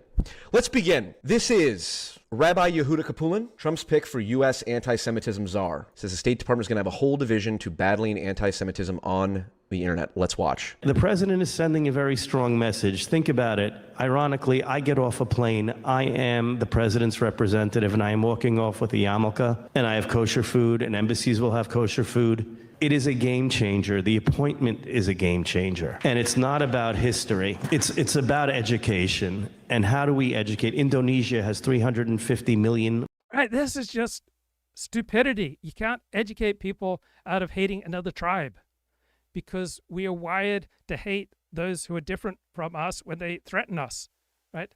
Sometimes different groups have different interests. You're not going to insert Holocaust education and morally improve people. Right? You can't educate people out of recognizing conflicts of interest between groups. Muslims living in the country, how do we change their textbooks? How do we hold the people in Gaza accountable that if America is paying for UN textbooks and supposedly the changes are made, why are those textbooks not being used and why are they using their old textbooks? We have to teach people it's not okay to educate your kids to be a martyr. True. Everything so far, kosher, one might say. Okay? And we have to hold those countries accountable. How do we battle anti-Semitism on the internet? How are we doing better on algorithms? What companies can we work with? We are going to have a whole division within the office of the Special Envoy to Combat Anti-Semitism that is going to work on technology and working with the greatest leaders in technology, many of whom are Jewish and have offered their assistance. Oh, that doesn't sound good. Okay, so if the system's not working for you, you're going to have a different attitude towards the system. And I'm not a fan of Bronze Age pervert, but I recognize his appeal to some people. And what he does is rebrand the system as, oh, the system's run by these bug men, right? The longhouse, right? This spiritually castrated, physically weak, biologically domesticated, fearful of life, fearful of germs, fearful of giving offense, enslaved to social approval losers, right? So he tells the struggling loser, right, you're not a failure. You're a wild animal trapped in a zoo. The people you envy, they are just well-fed livestock. And so what we need are a counter-elite, right? People who cite Nietzsche and Heraclitus, Clytus and Carl Schmitt and obscure pre-Socratic history, right? You signal to your audience, the lost generation of overproduced elites, I am smart like you, right? I read the books that you read. So you mix this philosophy with bodybuilding slang, crude insults, deliberate grammatical errors, pidgin English, and memes, and you create someone like Bronze Age pervert. And this bypasses the midwit filter, right? Succeeds. The speaker has the intelligence to succeed in the system, but has chosen to reject the system. So Now, the audience for this message, they get to feel like they are the true aristocrats, right? They're aristocrats of the soul. And you may be losing at life, but you can claim to yourself, hey, at least I see through the BS, right? You don't blame capitalism or the boomers, you blame the goop. You argue that modern life itself with its seed oils and microplastics and SSRIs and pornography and estrogenic chemicals is all some part of a coordinated elite assault on the male spirit. So now you want to eat clean and you want to lift weights, right? These aren't hobbies. These are acts of political warfare. You're going to reject the slop, the processed food, the degenerate culture, because you were at war with a nefarious force. I remember when I was ill with chronic fatigue syndrome, I started listening to Dennis Prager and started corresponding with him. And in the summer of 1989, Dennis Prager sent me a letter, get well, you're needed in the fight for good values, right? Dennis Prager enlisted me in the war against evil. And that provided a lot of sustenance for me when I was losing at life. So when you're losing at life, this easily curdles into depression and nihilism. So the new right uses extreme humor and absurdism to try to keep the energy vital rather than defeated. Right? We may be economically disenfranchised, we may be lonely, but to focus on that is depressing. So instead, you'll see memes of tropical beaches and Greek statues and frogs in military uniforms, right? You're no longer losers, you're part of a cool secret club, right? This live stream is not a failure because I only have 11 live viewers right now on YouTube. It's just a cool secret club. This is a way to turn resentment and bitterness and anger into love of one's fate. So you acknowledge your loss. Yes, you've been robbed of your future by the system. You identify the enemy. The system is run by bugmen who want to crush your animal spirits. You reject stoic acceptance. You're not just going to endure it, you're going to mock the enemy. You're going to build your body, you're going to read the classics, and you're going to wait for the collapse. Right? This is a new shadow hierarchy where people who lose in the real world feel like kings of a better, older, mythical world. So here's a biographical profile of this archetype. Right? Early years, you suffer with the meritocratic illusion. Right? You're told that you're gifted, that if you just work hard in school, that you will be rewarded. You believe in institutions. You believe that you follow what you're told, that you will create a great life. Then you find your career stalling after university. You've got more and more debt. You expect your career to launch, it never launches. You just find closed door after closed door. You see unpaid internships, precarious gig works, a contracting industry. You watch the institutions that you thought were fair pivoting to a new ideological mandate that explicitly deprioritizes people like you. Your meritocratic illusion cracks. You realize the game has changed. The rules have been changed in the middle of the game.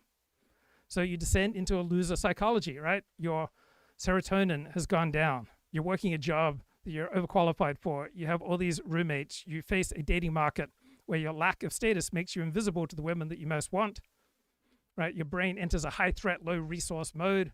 You feel that nefarious forces are out to get you, right? You try stoicism. You try journaling away the anger. It only makes you more of a loser, right? So you're exhausted, right? You just lie flat. You give up, you withdraw, you stop trying to gain status, you stop trying to date, you isolate, you spend your surplus time online, right? You go into an internal exile.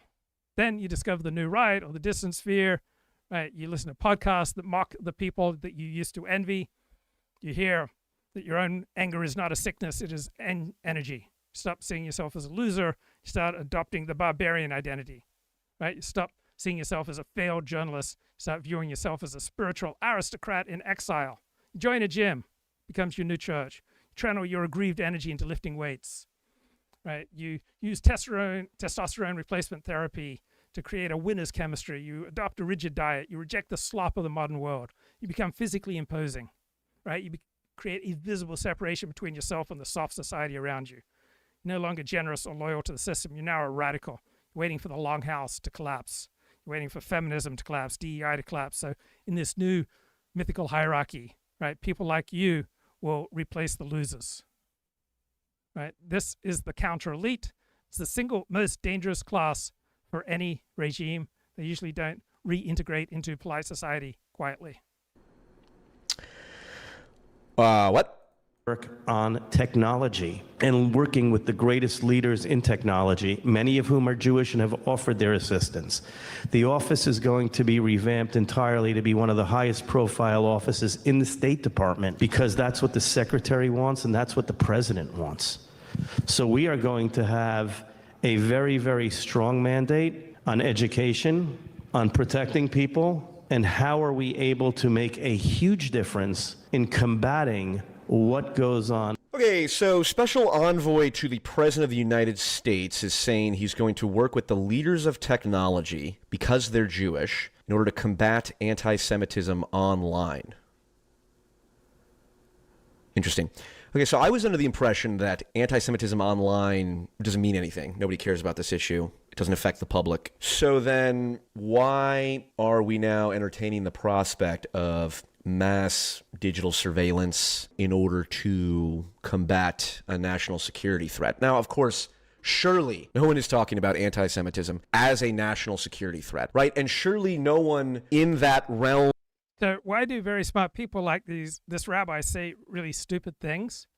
Because they get status for it, right? If most people are given the opportunity between status and losing status, right, they're going to be willing to say the most ridiculous things to try to increase their status.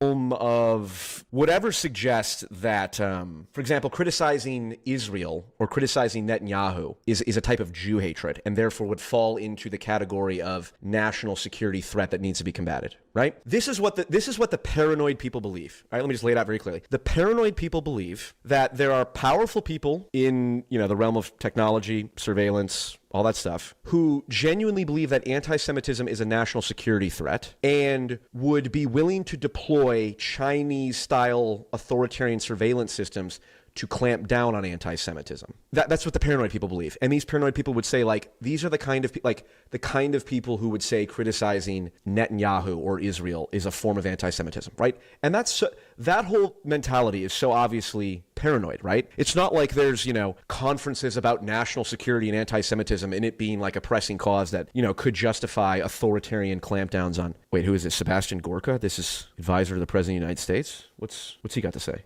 The poison of anti-Semitism, which has plagued mankind for centuries, has visited us now and again in this century. And it still courses through the veins of cowards in dark corners of the world. Anti-Semitism today hides behind geopolitics. Oh, I'm not an anti-Semite. I just don't like the government of Bibi Netanyahu. No, you're a Jew hater. Oh, well, I'm sorry. So if you, just to be clear, sorry, hold on, wait a second. Sorry, let me just get my thinking cap on. So if you say, I'm not an anti-Semite, I'm just critical of Benjamin Netanyahu, you are a Jew hater. Oh, interesting. Well, but that would mean then that would qualify as the kind. Different tribes have different interests, and in different circumstances, they're going to have different enemies. This applies to all tribes, to my tribe, to your tribe, to tribes that I've never heard of. Right? It depends on the situation who your enemy is going to be. So this P.F. Jung guy, he makes some pretty sharp critiques here. Okay, this is just an example, everyone. Right? I'm surrounded by enemies. I'm surrounded by assholes. So I tweeted, at this point, I refuse to believe Nick Fuentes is a real person. I did hate the modern rustic farmhouse vibes, though. Unreal. Now we're gonna watch this clip. Amir Odom has been on fire lately. He just dropped another video on you reacting to the Piers interview. Gang. He, Brett, Crowder, the most unlikely people have, so far, turned out to be the realest ones. Yeah, for real, folks. People with integrity. People with integrity. How about Brett Cooper, huh? Brett Cooper is on fire. She goes, I don't know if he likes me. He hates me. He loves me. I love Brett Cooper. I love Brett Cooper. I think she's great. I think she's terrific. I take back what I said. Here's the thing, though. I did hate her wedding. That's just a taste. That's a matter of taste. I did hate the cowboy hat and the rustic modern farmhouse vibes. That's like waving a red flag in front of a bull. Like, I had to attack that. It's like those videos of the turtle. You ever see those videos of the tortoise and they put a white shoe in front of him and he doesn't react? You put a black shoe in front of him and he starts hitting it with his head. That's like me with a wedding like that. So I had to do it. But she's excellent. She's great. very surprisingly on point. W. Brett, I guess I'm a Brett head. I'm a Cooper. I'm a Cooper head. So objectively hilarious. So it's like, okay, imagine one subset of the Nick Fuentes fan base, right? They love this guy. He's correct. He's fighting for us, okay? So he says in this, I didn't like her wedding. It's a matter of taste. By the way, at no point in this tweet did I say he's wrong. It's just hilarious that he would say that. Okay, and then what happens? What does a small subset of his fans do? It's generic and LARPy. Look at us, we're trad farmers. Oh no, someone prefers a different aesthetic. How awful. He's literally right. Using your wedding as a LARP for clout is insanely gay and cringe. It's like, wait a minute, wait. All right, so you can loathe Nick Fuentes, but you have to admit when he's funny. You can loathe Tucker Carlson, but you have to admit when he's the most effective public speaker on the conservative side of the political spectrum in America today. Virtually everyone who knows Tucker Carlson personally likes him. That doesn't mean he's right. That doesn't mean he hasn't increasingly traveled down to a lower and lower IQ audience, that he's not increasingly embracing bizarre conspiracy theories. But you can recognize people are flawed. And they can be wrong about one thing and hilarious about something else. Wait a minute. Look, it's one thing to be a fan of Nick Fuentes. If you're gonna defend every possible take as if it's like, it's true. That fucking gay farmhouse look, it's like pick your battles, okay? Fair. And Brett Cooper has some pretty sharp, smart things to say at times, right? She provides a valuable service at times. So let's check in with one of her recent And then, videos. somebody diverse got the role. Like, it was just so expected. And 10 years later, it's only gotten more blatant. For example, comedian Tyler Fisher went public with the story of how an agent decided that they could not rep him because he was a straight white male. Listen to this. This has been happening for about 10 years. Every once in a while, a casting director would say, hey, I want to submit you for this job, but we're not really doing the white guy thing right now. And I'm like, okay, that's interesting. And it happened more and more frequently. And then this agent that I am suing, or manager rather, reached out and said, we love you. We want to get you auditions for Curb Your Enthusiasm, all this stuff. And said, great. A few months later, they reach out, said, we want to get you on the phone. So I'm sitting there like, all right, here we go. Finally, it's all happening. And he goes, we hit a snag. We really love you. We think you're a star, but we're not taking white guys. And I was just like, what the been at this for 15 years. Not that I deserve anything, If I went my whole career without getting booked on something, but I at least had the opportunity to audition, I'd feel okay about that. And that's the key point. You at least want the opportunity to get your foot in the door, to at least feel like maybe you're being considered based on merit, even if you don't get the job. If it's in Hollywood, if it's in any other industry, people are just asking for the opportunity to be considered equally. Like, I thought we cared about equality, but of course it's more about equity these days. And, Tyler's story, it's not just hearsay. He actually has the recording of that conversation. Listen to this. Is it a policy, explicit, that they're not taking on any white men, or is it case by case? On-camera talent, stand-up, probably not. No. Okay, so no white men are allowed for on-camera stuff. I guess it's right now where it stands, but it could change in a year depending on if casting directors, that's not their feedback anymore, or not even casting directors, studios, whatever it may be, where it's this is what we're looking for. So yeah, Tyler, why don't you just sit on your hands and hope that the world is going to change in a year? Now, obviously, that did not happen. Tyler recorded that audio multiple years ago. Looking these men. Hollywood mocked them relentlessly. Journalists spat in their faces, and now, come 2025, everyone's looking around going, hey, why are you so upset? Pull yourself up by your bootstraps. What's the problem? Men, this is the problem. And it has been brewing for over a decade. In a recent episode, Tucker Carlson touched on this. Listen to what he said. They've grown up in, over the last 10 years, a world that hates them. And not in a subtle way. Openly, with a Hutu-like directness and ferocity. They've grown up in a country that has systematically, in law, excluded them from the workplace, from education, from federal grants, and has told them again and again and again, no, we're not discriminating against you, and yes, you deserve it. Imagine growing up like that. And again, this isn't behind the scenes. This is way out in the open. And not only has it done exactly that to young white men, of course, white men being the one group who are officially excluded under DEI. There's only one, it's white men, white straight men. It's not whining. And by the way, this happens to be the one group in America who, by and large, have been taught for cultural reasons, don't whine. Don't talk about yourself so much. No one wants to hear your story. And whatever you do, don't be the victim. All of that's good advice, by the way. But this group has not only been excluded with the force of law by the Justice Department in every state and at every college and university with. All right, so people like Brett Cooper and Tucker Carlson and Nick Fuentes and P.F. Jung, they develop audiences because they're able to articulate what's going on for other people, for their audience who can't articulate it, right? People come and gravitate to a Tucker or a Nick because, or a Mike Benz, because these are people who articulate their experience of reality. Maybe 3 exceptions. They've been mocked and attacked and lectured and harangued and screamed at. So there you have it. And obviously,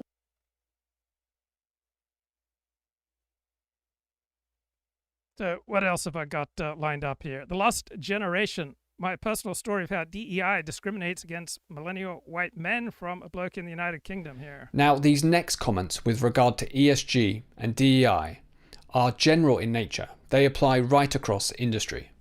And this is part of an institutional industry. But how does it all work? So, we have ESG scores, environmental, social, and governance.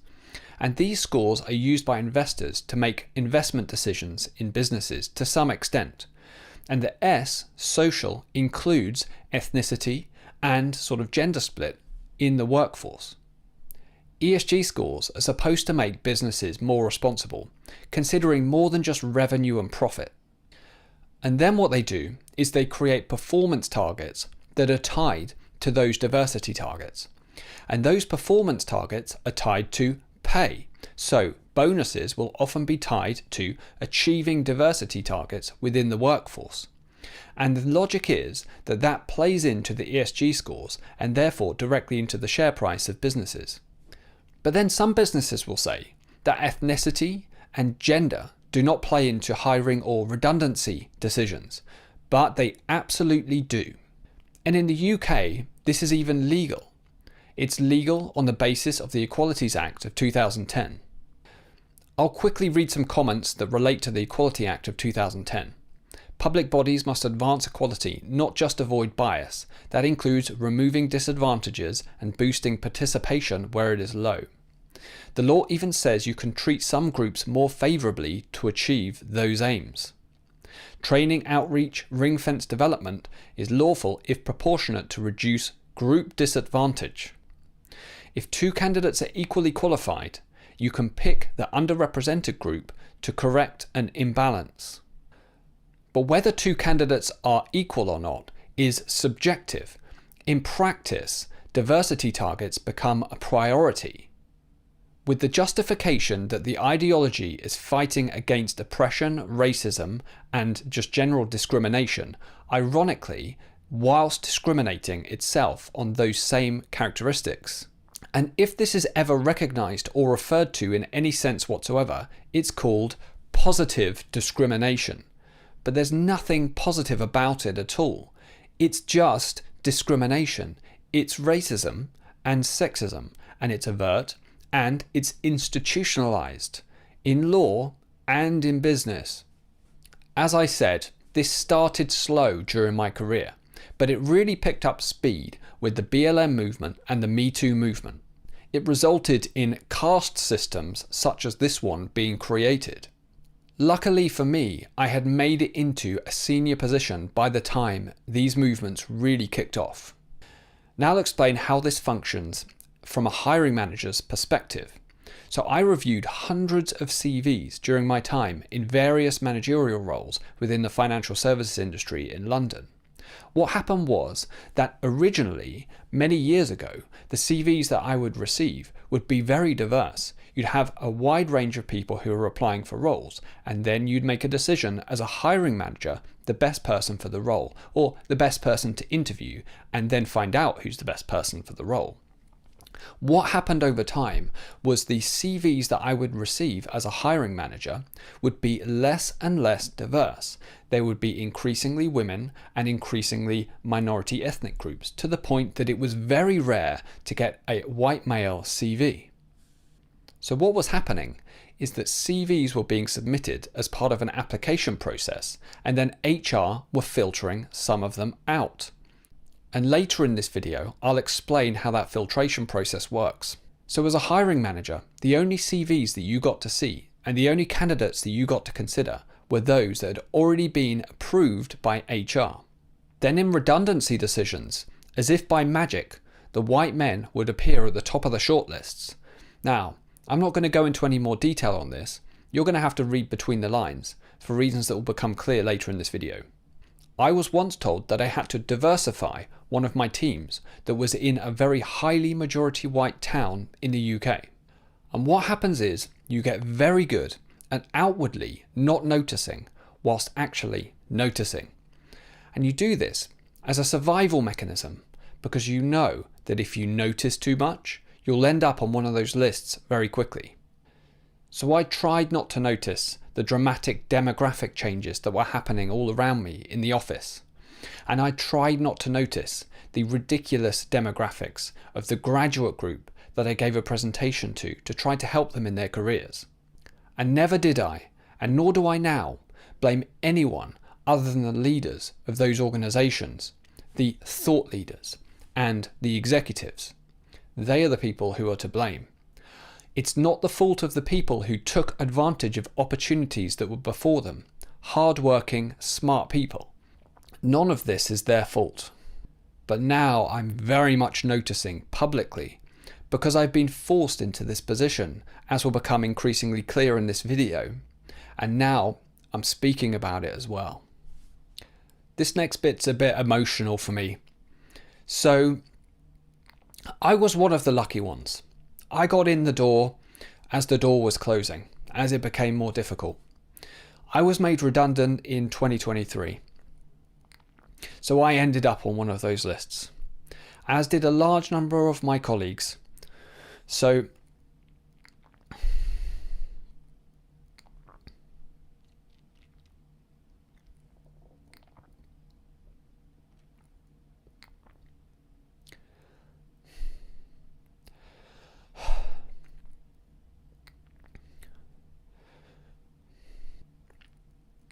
I signed a termination contract, which contains clauses that limit what I can say. This is standard practice for businesses. Since 2023, I've applied for over 300 jobs. Not all senior jobs, but all kinds of jobs. I've had 2 interviews out of 300 applications. For example, I applied for a frontline role at Amazon in a department the likes of which I'd managed entirely in a very complicated and competitive industry. Despite what I thought was acing that interview, I didn't get the job. That was one of 2 interviews I got out of 300 applications. I wrote 10 different versions of my CV. I wrote countless cover letters. I wrote them all individually. I treated it as a job. I did everything I possibly could. My CV has a track record within a highly competitive industry, showing that I've demonstrated the ability to succeed and delivered remarkable results for a company. But none of this matters, and I know exactly why it doesn't matter. This stuff is really difficult to say publicly. During this process of applying for hundreds of jobs over years, I actually had to sell my belongings, a huge amount of my belongings. And I'm recording this video on a phone that's I think 3-4 years old, or maybe even more. That's why the colours look really weird in my videos. I can't do anything about it. And while I was struggling, trying to find jobs, supporting a family, I saw that the United Kingdom had signed a trade deal with India. And in this trade deal are certain terms. One of those is that staff in India can be seconded to the UK for temporary periods, maybe 3 years, I think it is. And during that period, the business doesn't have to pay national insurance for that worker. And the worker doesn't have to pay national insurance either. This makes it much cheaper for businesses to hire people from India than to hire people like me here in the UK. And I know how all of this works because a lot of the businesses in the UK have subsidiaries in India. They're Indian businesses. And there are similar things going on in the United States, which is why it's increasing fixation on the online right to turn down the number of H-1B visas granted so that people can be brought in overseas to undercut the wages of Americans. So nationalism has its virtues and its downsides. Globalism has its virtues and its downsides. The free market has its virtues and its downsides. Liberalism has its virtues and its downsides. Orthodox Judaism, Orthodox Christianity, liberal Judaism, liberal Christianity have their virtues and their downsides. So India has shifted in a much more Hindu nationalist direction. If the United States moves in a more Christian nationalist direction, there will be some benefits and there will be some downsides, right? It will be good for some people, bad for other people. So what's going on with India and all the Indians in the American tech industry?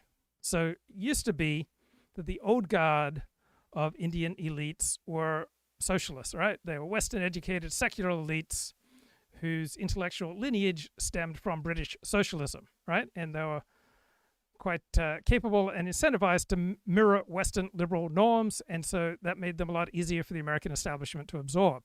Now, nationalism, Hindu nationalism, has taken power in India during the Modi era, and so Indians arriving in America these days are much more openly ethnocentric. They're much more Hindu, they're much more Hindu nationalist, right? They're much more pragmatic, and this has created a citizenry that is proud, that is tribal, that is self-interested, and much less interested in mimicking the liberal and socialist norms of Westerners. So in the Evelyn Waugh novel Scoop, all right, the quote for the dominant publication is, the beast stands for strong, mutually antagonistic governments everywhere, right? You support nationalism, you essentially support strong, mutually antagonistic governments everywhere, right? That's the paradox of nationalism. If you're an American nationalist, right, you will likely approve of India's turn towards nationalism. You'll recognize that it improves the quality of governance in India. And you'll recognize that nationalism will incentivize more and more self-assertion. So now we have colliding nationalist identities, right? Hindu nationalism versus liberal American culture. And they don't blend, they collide. They get on each other's nerves. And this is inevitable when you have a rise of strong, mutually antagonistic nationalisms. So this is why you're seeing increasing hostility to Indian immigrants who are much more nationalistic and self-interested as opposed to signing on for liberal Western socialist norms.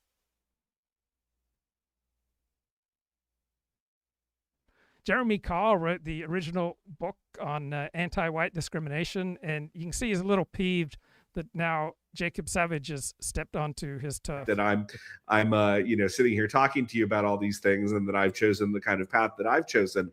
But I think one of the great things about the internet more broadly is, yeah, okay, fine. Like, it doesn't matter that you went to Yale or Harvard or wherever you went, like how good is your work? Like that's what ultimately matters. And so I think, again, our side, because we are less focused on these credentials and because we don't have that kind of credentialing ecosystem, has led to great opportunities.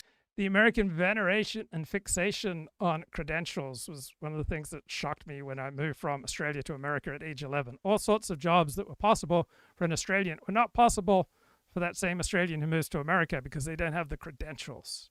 For guys like you and Matt Walsh and many, many others with a lot of talent to just rise to the top. That having been said, which is all wonderful, I think it is also a challenge for us that we don't have as many credentialing groups. And giving great priority to credentials, is that just all bad? No, it comes with strengths and weaknesses, just like minimizing the power of credentials, right? Strengths and weaknesses for each approach. As we'd like. My friends at American Moment are trying to do this with young DC staffers at Claremont, where I am a fellow, which is, of course, itself an institution with at least some prestige in our part of the world.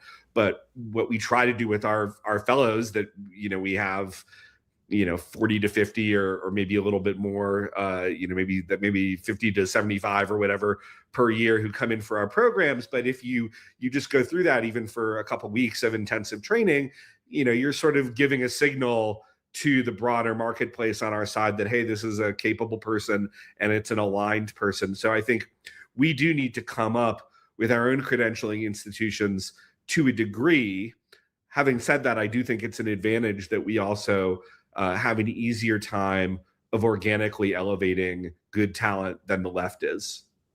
Yeah, obviously owning institutions is better than not owning institutions. Right. So while it's great to, of course, to win, like a And Aaron Wren made the observation that the right can only take over institutions from the top down because generally it lacks the human capital to make the long, slow march through institutions that led the left to power.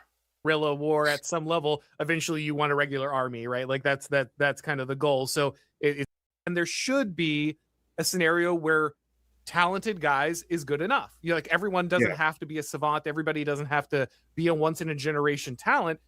As a kind of principal reason I left my doctoral program at Stanford, I just didn't see a place for me that didn't involve me totally selling out, even though I'd kind of run the gauntlet in a way that was very, very difficult to do as a conservative. But I've said this a couple times, not a lot publicly, but I'll say it again here, right? Like if the left has found me to be a little bit of a pain or difficulty, and I certainly hope they have, because I want to be their enemy. In a normal, happy world, I would be a history professor at Iowa State University, right? Like I'm not a Harvard talent, right? Like for that faculty, right? Like I'm not claiming that I was like God's gift to genius, but I was a smart and capable enough guy that, in a sort of more level playing field, I would have been happily. So in an elite world, hostile to men often over the past 10 years or so, there's intermittently recognition that men have special gifts. You saw this after 9/11, the praise and veneration and admiration for the firefighters who went into the 9/11 towers. And now, a week ago, we're talking about the Islamic terror massacre on Bondi Beach, and the people who ran towards the terrorists to take them down were overwhelmingly men. The people who ran towards the victims on Bondi Beach to provide first aid, overwhelmingly men. And in the Financial Times, the voice of the establishment, you have a column today in praise of male courage. It's a cultural and existential companion to the specific professional grievance outlined in the Lost Generation essay by Jacob Savage, right? The Lost Generation focuses on the economic and institutional exclusion of white millennial men. And now you have an essay talking about the virtues of men. And when you don't venerate male virtues, you get fewer demonstrations of male virtues, right? By recognizing that in certain situations, men tend to have distinctive gifts, just as in other situations, women have distinctive gifts, right? That Jews have demonstrated extraordinary capabilities in certain situations, and Aborigines have extraordinary abilities in other situations, right? Different people have different gifts, right? Men do most of the horrific murdering in the world, right? But it's also men who stop a lot of this horrific murder in the world. So if we promote a culture that actively roots and discriminates against men, we are going to get fewer demonstrations of male virtues such as bravery.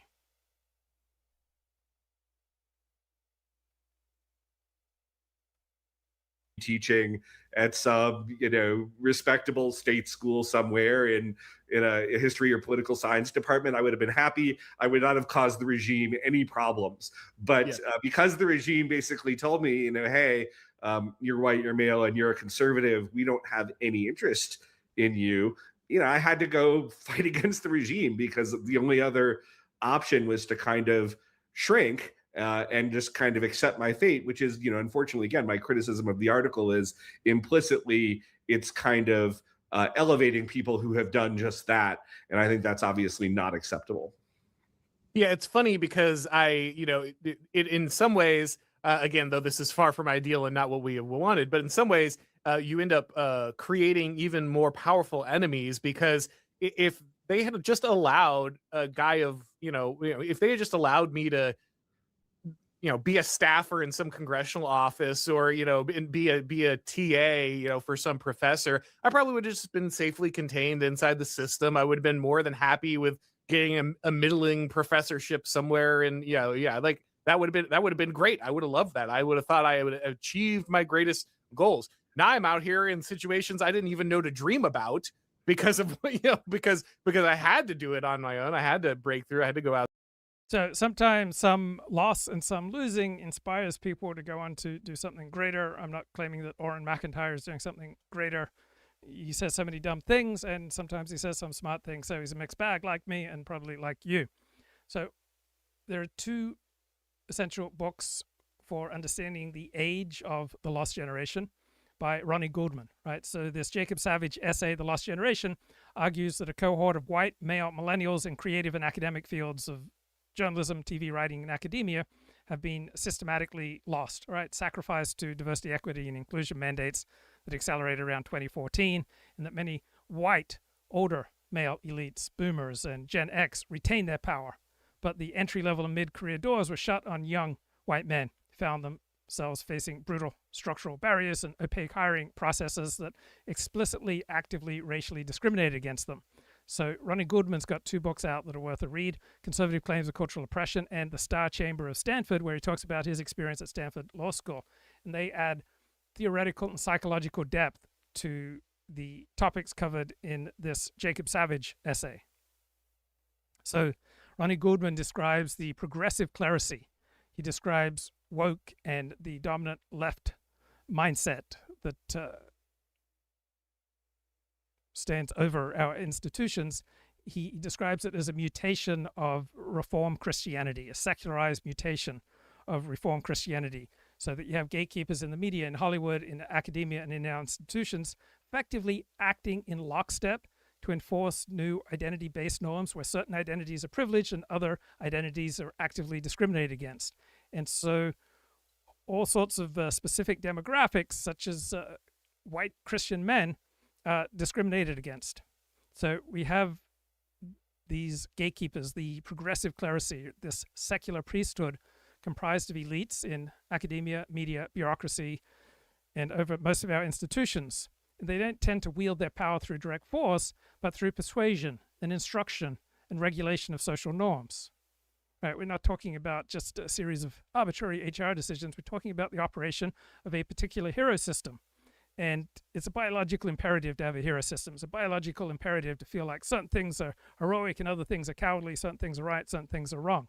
So liberalism is the hero system that denies it's a hero system, right? It claims to be objective and it claims that it believes in rule by experts. It's really a covert, partisan, subjective hero system that believes itself to rise above the benighted, uneducated, privileged white men and those bitter clingers to guns and religion to champion the oppressed. And this kind of racial discrimination described in Jacob Savage's essay, well, that's just the ritual sacrifice required to maintain the clericy's moral self-image. And there is such an enormous disconnect between the official narrative that DEI is benign, it's just making the world more fair, and what is the lived reality for many people feel like the world is aligned against them. So if you are systematically racially discriminated against, you may well feel crazy or bitter, right? Whether you're black or brown or yellow or red or white, right? If you feel like the system is screwing you over, but no one's ever honest about it, it can make you feel crazy. So Ronnie Goodman's memoir is a case study in being gaslit by the institution of Stanford Law, having his career suffocated while denying that it was doing anything of the sort. So Ronnie Goodman is very good at sketching out how liberal institutions specialize in plausible deniability. They all maintain this facade of neutral, meritocratic procedures while informally enforcing a strict ideological conformity. So the unofficial reality, the shadow set of rules that everyone knows but no one will publicly admit, creates this invisible curriculum and these racially discriminatory hiring schemes that Jacob Savage describes in his essay, The Lost Generation. Outside the system, and I think that's true of a number of people. I think they actually are honing. Arrakis was made to train the faithful. It's one of those situations where ultimately we become much stronger because the only way that we're out here, that we're taking a much more oppositional tactic to the regime than we would have otherwise, and that there's all sorts of spaces that open up because of that. So this is not exactly the same thing, but it's tangential. Vivek Ramaswamy recently released an article, I believe it was through the New York Times, on what is an American. And in that piece, he gave more or less the responses you would expect. It's, All right, about to get some edgy stuff here from these two white blokes. But back to the power of Ronnie Goodman's book, The Conservative Claims of Cultural Oppression. So Ronnie sketches how the liberalizing, civilizing process that runs our institutions, right, tries to tamp down our primitive, atavistic, pre-modern impulses, right, traits that are often coded as masculine, aggressive, or traditional.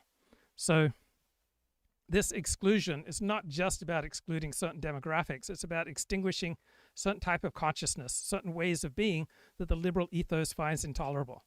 Right, so the lost generation is lost because they embody a certain self-identity, a porous understanding of reality that the star chamber of modern liberal culture wants to filter out. So Jacob Savage's essay documents the crime, right, the systemic racial immiseration of a specific demographic to satisfy these institutional mandates.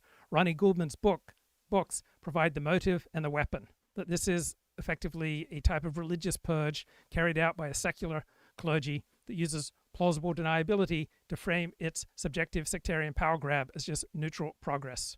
So it's not just that the lost generation is a victim of bad timing, it is the necessary other, the enemy, against which modern liberal identity defines its own virtue.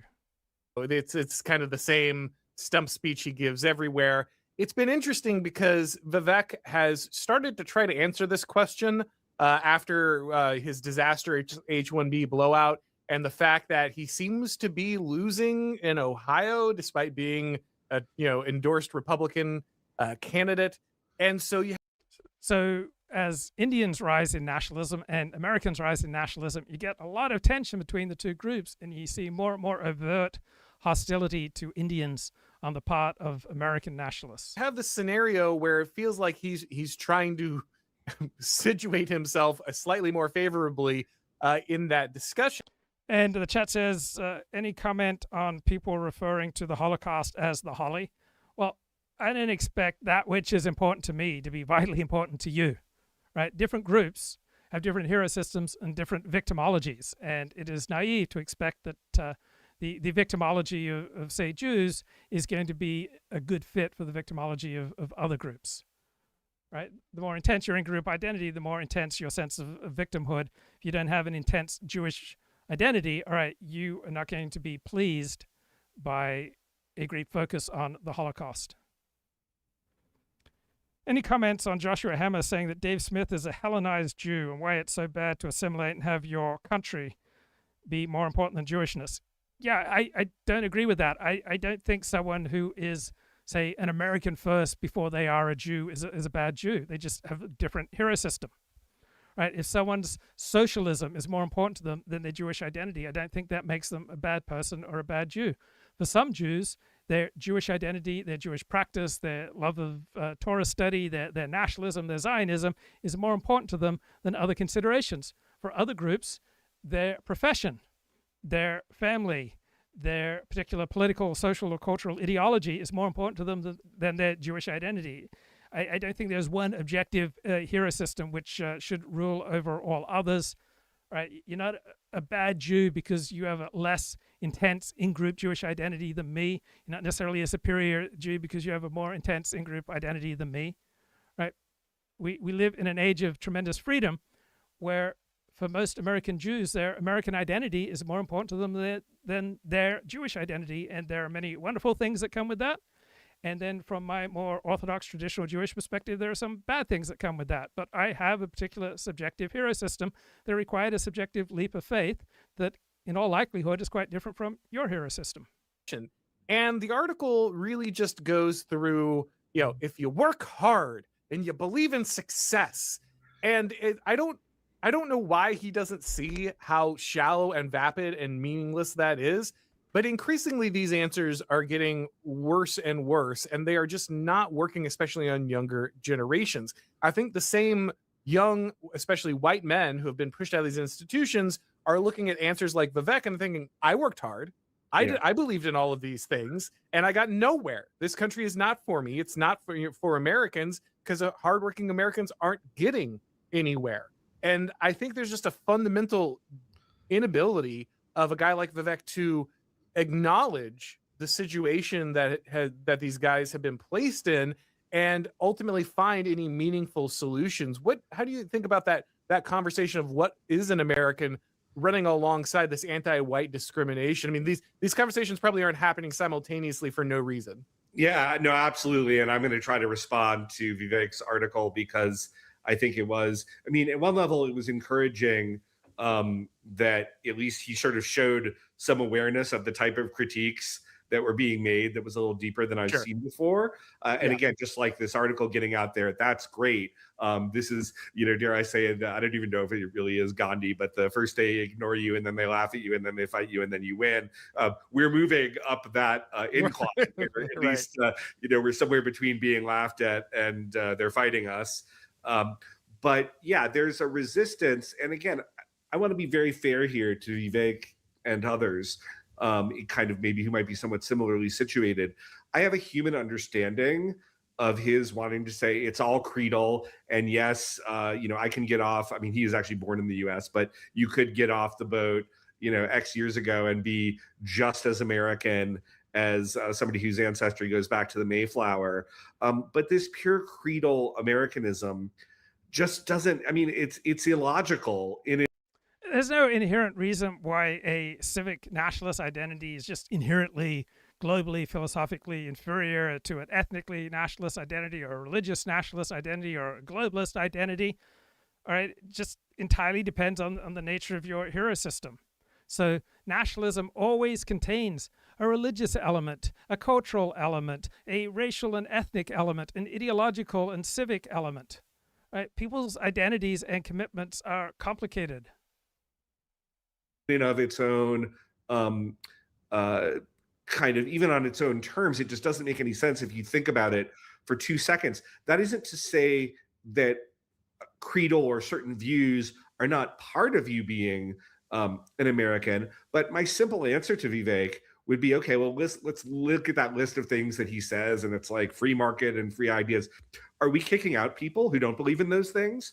Are we saying that they are not Americans and then they have to go back? And of course, the answer is we're not, right? And so it just sort of shows that this is perhaps necessary to be a good American, but it isn't sufficient, and that it actually kind of does matter how much you share a historical religion or historical culture, a historical sort of social framework with the. So another essential book for getting some depth on Jacob Savage's essay, The Lost Generation, is by Stephen Turner. And it's called Liberal Democracy 3.0, Civil Society in an Age of Experts. So he talks about how as a result of the bloody and murderous 30 years war between Protestants and Catholics in Germany in the 17th century, politics in the Western world has increasingly tried to narrow and narrow and narrow the realm of the political, in particular in reaction to World War II. And so more and more of political decision-making has been shifted from the stuff that you can vote on and given to experts. And there are some benefits to that approach, and there are some downsides to that approach.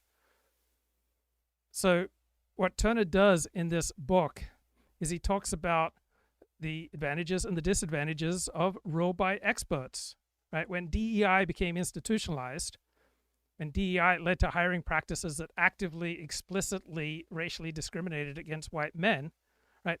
How did this happen without any democratic debate? It happened because we've increasingly reduced the realm of the political, and we put more and more power in the hands of those who bill themselves as neutral experts.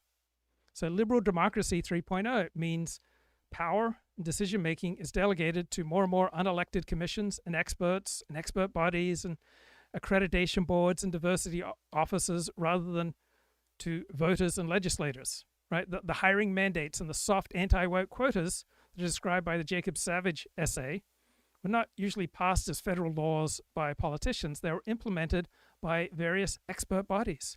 So these bureaucracies possess more and more discretionary power, and they have more and more power outside of the rule of the executive and of the legislative and of the judicial branch.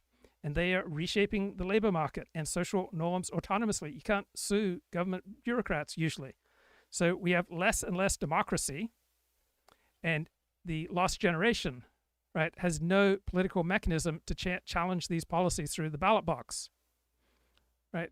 We have less and less realm for public debate, and we have more and more fact surrogates, right? We have certain narratives about privilege and historical redress and merit that are given power over factual narratives, right? We've got all these claims by experts that all good people just accept as unquestionable facts, right?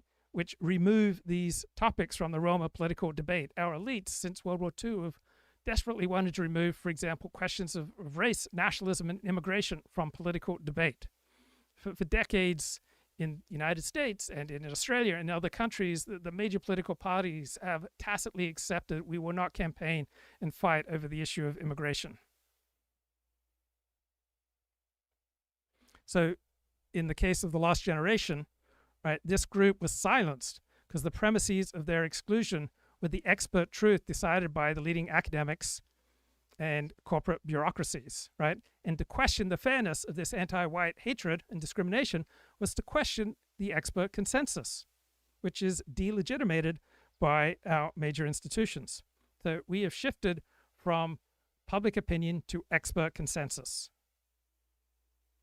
Right? In liberal democracy 2.0, mass public opinion had great weight. In liberal democracy 3.0, we were increasingly ruled by experts who proclaim themselves neutral and disinterested. So liberal democracy 2.0 relied on public discussion, debate, and majoritarian politics. Now, majoritarian politics is regarded as a grave threat to democracy, because when our elites talk about protecting our democracy, what they really mean is protecting their own rule.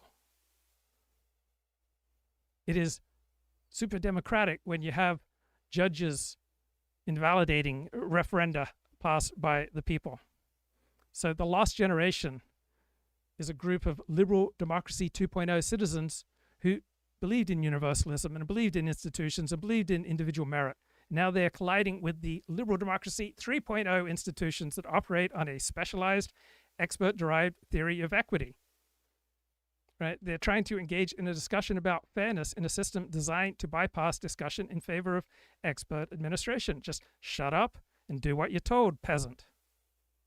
It used to be in the news media and in journalism, being controversial was interesting and sexy and exciting thing. But over the past 20 years, if you are described as controversial by the New York Times, that means you're a bad person.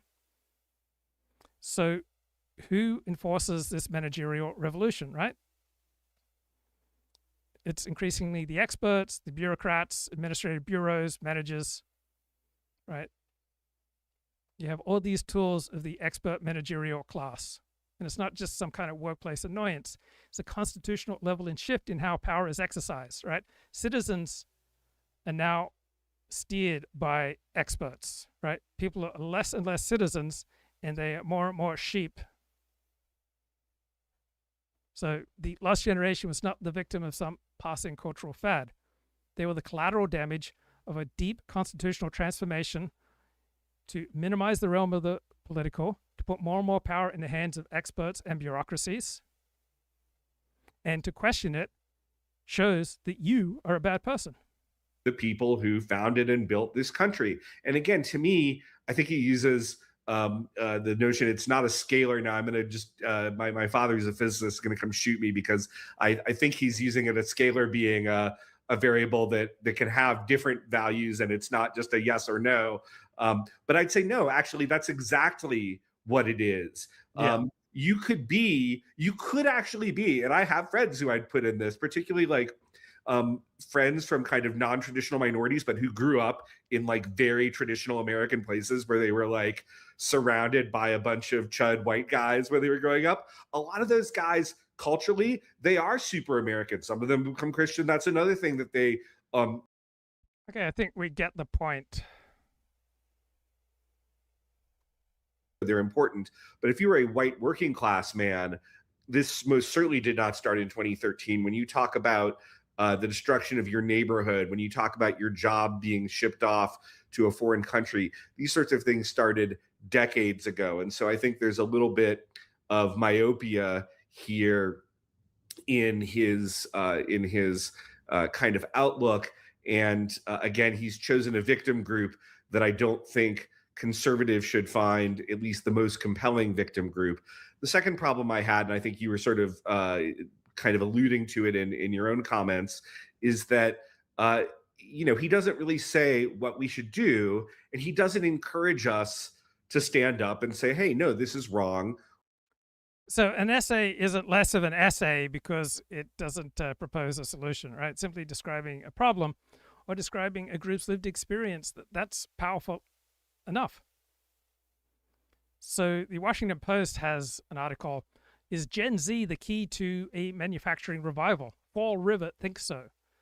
So should we manage our economy on the basis of certain abstract models of economic efficiency, or should we manage our economy to promote the dignity and quality of life for most of our citizens? I side with the latter. So the more we have high stakes, high skill engagement with the physical world, right, the better it is for millions of our fellow citizens who have IQs, say, under 115, right? People with a 95 IQ should be able to do work that provides them with dignity and provides them with the ability to raise a family.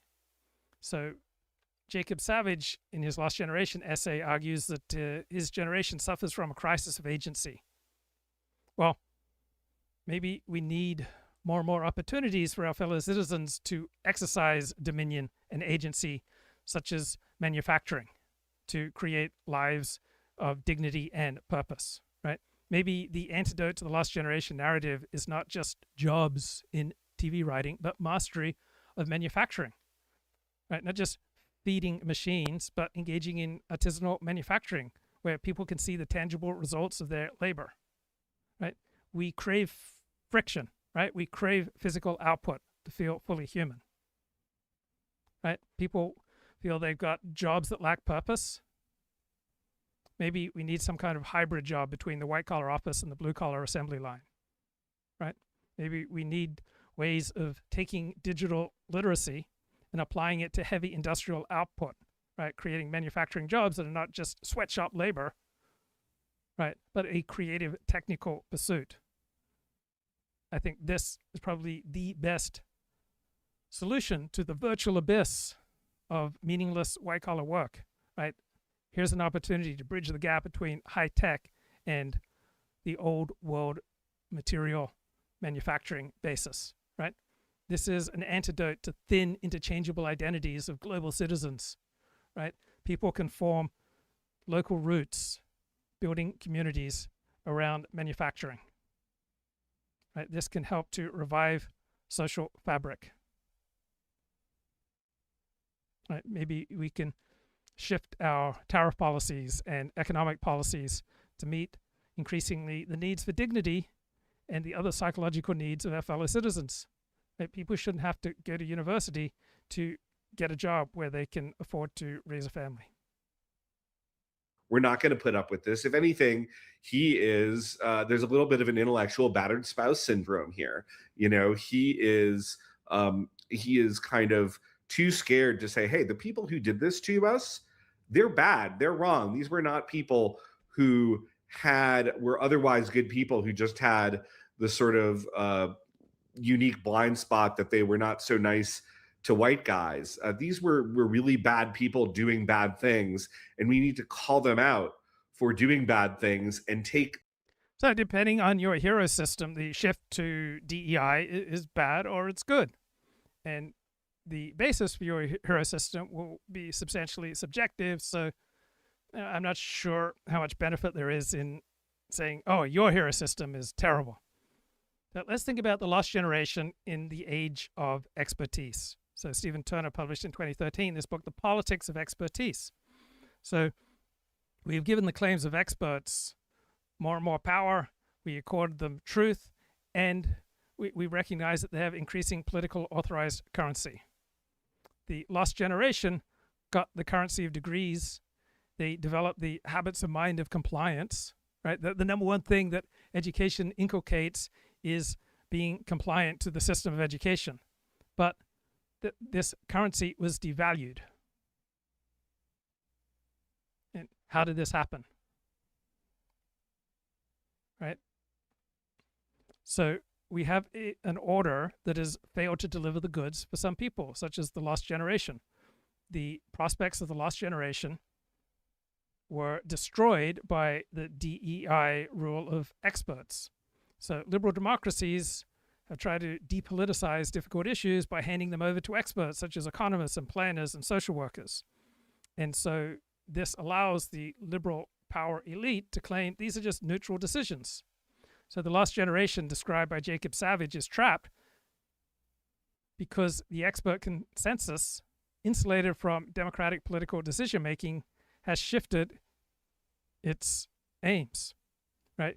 The experts fail to deliver output legitimacy, results, and prosperity. And so that's why the public is now rebelling against the rule of experts. And this essay is a rebellion against the expert consensus that failed this generation. So for decades, Americans have experienced voting does not change their material reality because power increasingly lies in the hands of bureaucrats and experts. The lost generation was removed from employment by the world of bureaucratic politics, right? Decisions are increasingly made by the aggregation of expert opinion, central banks, zoning boards, not by leaders who can be held accountable. So we have a current system that dissolves responsibility. No single person can be blamed for the outcome. Lost generation has no one to petition for redress. We have elite overproduction. We have all these worthless degrees. We have a market in expertise that has changed and shifted against the interests of the lost generation. So now trust has collapsed. Expert authority, which relied on trust and its ability to deliver tangible results, is gone. It's lost. People are mad. The sorts of political and legal actions that will get them to stop doing those bad things and punish them for bad things that they have done in the past, especially when those things are frankly contrary to American law. Yeah, I just agree with so much of that.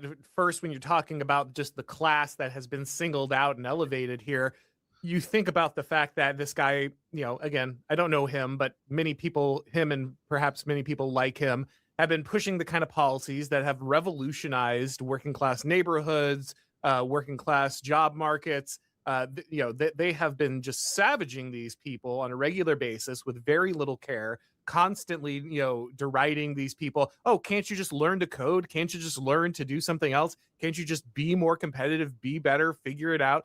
This is the Here's a discussion between the comic Nick Dixon and the academic jolly heretic bloke. Will peak and are at their best or whatever at different and decide what they want to do at different stages. So it implies that if you're born in 1980, right, this is Edward Dutton speaking, the academic. You've got to go for it. You've got to be winning your prize at the Edinburgh Festival of Comedy when you're about 22, 23, such that you're established 7 years later, or you're just screwed. And then you have a generation of people. They argue, as I think we've discussed before, Nick, that, it means that the absolute best white men, the super brilliant white men, may well get through. I'm not even sure that's true, because then those people have to kowtow to political correctness in a very extreme way and can't joke about certain things and have to be careful, of what they're funny about in comedy. But of course, what it means is that you get all these people that are getting through, all these people that are in comedy on the panel shows or whatever, who are women and who are minorities, who just aren't very good. And then people who are objectively better than them, that in the 90s would have been there making people laugh, are not there. It's insane. And it's the same in academia, which was my background until relatively recently. And it's obviously the same in every other area of life. So you've got this it's just weird seeing the statistics laid out like that. I don't know. There's Yeah. something about the numbers, don't you think, that it just hits you? My God, we've been through this abuse. Yeah. And so so this is the article we're talking about. In case you don't know, the Lost Generation, Jacob Savage, and some of the numbers you're talking about. He for example, here he talks about in 2011, the year I moved to Los Angeles, white men were 48% of lower level TV writers. In 2024, they accounted for just 11.9%. And then the Atlantic's editorial staff went from 53% male to 89%. No, sorry, went from 53% male and 89% white. So Meghan McArdle is a centrist, some libertarian and conservative instincts, quite anti-Trump, and thoughtful, uses the polite indoor voice, and she devoted her most recent op-ed to discussion of Jacob Savage's essay, The Lost Generation. So she moves the argument from observation to structural validation, right? She has shifted the venue from this niche heterodox outlet of Compact magazine to a central pillar of the establishment press. So Compact is a magazine explicitly designed for those skeptical of liberalism. It is a magazine designed for the heterodox. So by citing Jacob Savage in the Washington Post, Meghan McArdle validates his data for the ruling center-left elite. So Jacob Savage delivered an outside critique. Right? Meghan McArdle, she uses her inside voice to deliver an inside admission. And she explicitly labels this racial anti-white discrimination as an open secret that everyone in media, academia, and entertainment knew. So she's moving the claim from right-wing conspiracy theory to acknowledged institutional reality. So she then adds a social dimension to explain why the discrimination became so acute so quickly.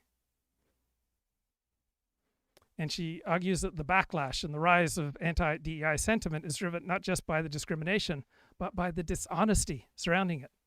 Right? The elites made a Schmittian argument. We must discriminate against you and your race to correct historical wrongs. It is unfair to you personally, but it is necessary.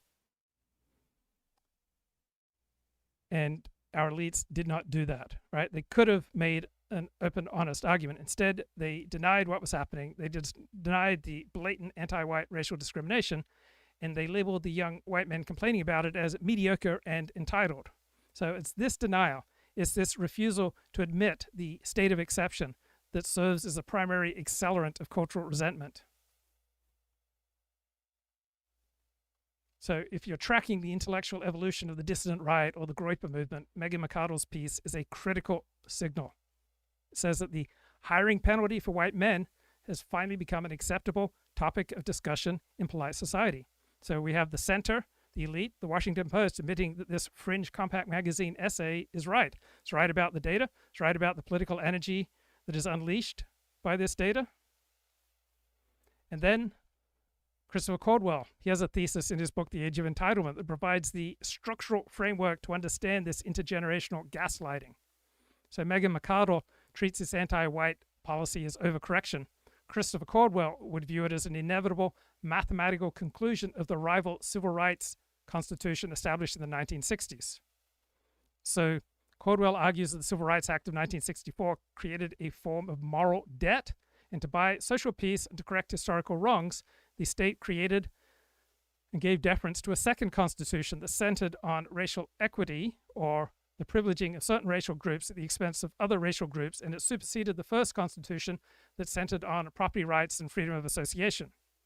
Now, this debt has been obscured for decades by a booming economy and a large white demographic majority. So boomers could advocate for diversity without paying a price for it. Now the bill has come due, right? The gaslighting, the lying, right? That has been the older generation's method, right? The older generation refusing to acknowledge that they have passed the payment obligation entirely onto their grandchildren. And so Christopher Caldwell outlines this is not an accident. This is how the adversarial elite culture survives. It finds new pockets of privilege, such as young white men, and liquidates them to maintain the moral solvency of the regime. So we have this civil rights law functioning as a permanent state of exception, where normal rules regarding association and hiring and merit are suspended to achieve specific political outcomes. So Megan McArdle observes American institutions refuse to admit how actively they were racially discriminating against white men. So Christopher Caldwell points out that this elite adversarial culture against Americans bitterly clinging to their guns and religions relies on fundamental dishonesty. So if the regime admitted we're suspending the rights of young white men to achieve racial balance, it might clarify the friend-enemy distinction and would very well spark the very conflict that the regime tries to manage. So this gaslighting, calling the displaced men mediocre and entitled, is a rhetorical tool to disguise the state of exception as merely the working of a fair market. So in the post-1964 regime, we have certain groups who are encouraged to develop thick, politically potent identities while demanding that the majority, white Americans, Christian Americans, maintain a thin, purely individualist identity.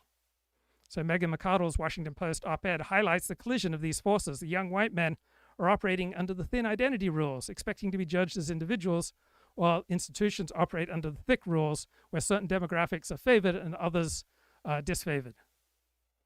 So then men are mocked for noticing that the game is rigged, which is the trap of adversarial culture, right? To notice the thick penalty is to be accused of white identity politics, which is the ultimate taboo. So they must suffer the group penalty in silence, and they must be forced to speak only in the language of individualism. In 2013 to 36% male and 66% white in 2024. White men fell from 39% of tenure track positions in the humanities at Harvard in 2014 to 18% in 2023. So that means it's already overwhelmingly female. It's already overwhelmingly female. Nothing really needs to be done. They've already taken charge. They're already running tenure track programs at Harvard such that 60% of the people involved are women, basically, or minorities. And then that's not good enough. Then they have to push them down to 18%. And in some humanities subjects, they reported this article, it was as low as 7.9% white male. Yeah, and this is all pre-2020 when it even took another exponential leap, you could say, with George, when an unfortunate American drug addict had a drug overdose, a criminal and drug addict, which was really sad. So it says, in retrospect, 2014 was the hinge, the year DEI became institutionalized across American life. Of course, we're talking about America, but it's absolutely the same here. I just watched an excellent video from someone today, actually, on this, who said he liked my content, which I didn't know. And he did let me just shout him out. He did a brilliant video on this. I'll find it in a second. It's affected loads of people across the whole West. This was a guy, this was DEI Ruined My Career, Integral Views, he's called. So believe me, this is, and he's on. Yeah, I played excerpts of that video for you earlier. But on your point, Ed, about sort of, would you have stayed in things? I often think about it's just the chance that you wanted. All you're asking for as a straight white man is the opportunity. All you want is a brutal merit-based world where you can just test your mettle. That's all you're asking for. So when you say, it's like playing that cup game, right, that they play in the street in American movies, but there's nothing under any of the cups, then you're insane to keep playing the game. If there was just one thing on the one cup, you think, okay, I could probably work this out, right? But it came to a position in comedy where there's nothing. They're telling you can't have anything. You can't have an agent. You can't have anything explicitly because of your immutable characteristics. So you're a fool to kind of carry on. And even then you carry on for a while thinking, well, maybe something will happen. You know what I mean? But you're just like, well, this is completely pointless. And that's not the only reason I left comedy. It's also just a venal, disgusting cesspit full of uncreative, drone-like scum. But it was one of the reasons. And on your, and by the way, why is it that, Matt Walsh had a really interesting thing I might just share, because he pointed out that when they did this, the knock-on effect was so massive just because the people they put in just weren't as good.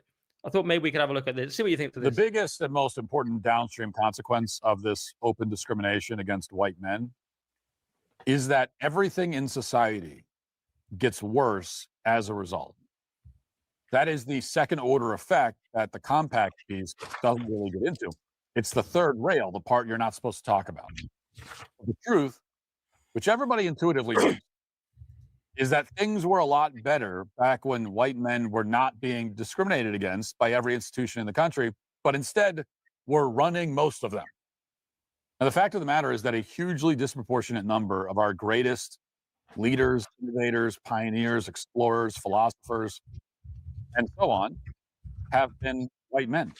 I mean, without white men, we wouldn't have airplanes or spaceships or trains or phones or light bulbs or computers or the internet or batteries or X-ray machines or jet engines or rockets or 1,000 other things that our society depends on to exist and to flourish. We never would have had a railway system or the printing press. We're living in caves. Country, which was founded by white men and led by white men and expanded from coast to coast and settled and built up mostly by white men. Now, these are all facts, historical realities that cannot be denied by reasonable people. It's just true.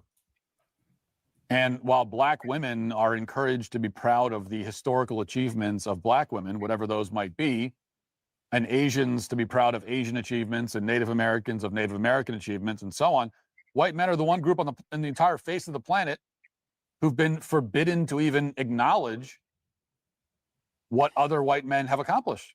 All right. Don't watch the whole Matt Walsh show, but it was just an interesting clip. That is quite interesting. That it's pretty obviously true, isn't it? There's a good tweet I'll find later about this sort of second and third order effects of this. It's had repercussions throughout society. It said that people had less children. It also meant that women were pushed into roles, and therefore they probably would have raised children and didn't. The number of sort of downstream effects. But also women being one of the things that's noticeable in academia is that women are sexually select, of course, for status. They sexually select hypergamously from themselves. So they want men that have higher social status than themselves. Now, in humanities, where women are dominant, then there's very, very few men that have higher status than themselves, with the result that there's nobody for them to be sexually attracted to, and so they become cat ladies or lesbians. And so it infertilizes them in that way. So it's just against the evolutionary order of things. Men are. So in Australia, the ruling Labor Party deliberately chose to throw in with Australia's 800,000 Muslims, because there are only about 100,000 identifying Jews in Australia, and they didn't want to do anything to minimize Muslim protests that called for the genocide against Jews. Now we've got a Bondi massacre, which may force the Labour Party to either change or to possibly lose power. And this old bloke here, Paul Kelly, might be the most esteemed or respected centrist journalist in the Australian press. Addressed, and that means it's got to be addressed with new laws, new approaches and new norms. The idea that the status quo can simply continue has just been absurd. And that's what we've learnt from this massacre. This massacre tells us the status quo for the last 2 years was a failure. And it's got to go now. Josh Frydenberg is right when he said everything has got to be on the table. Everything has now got to be considered.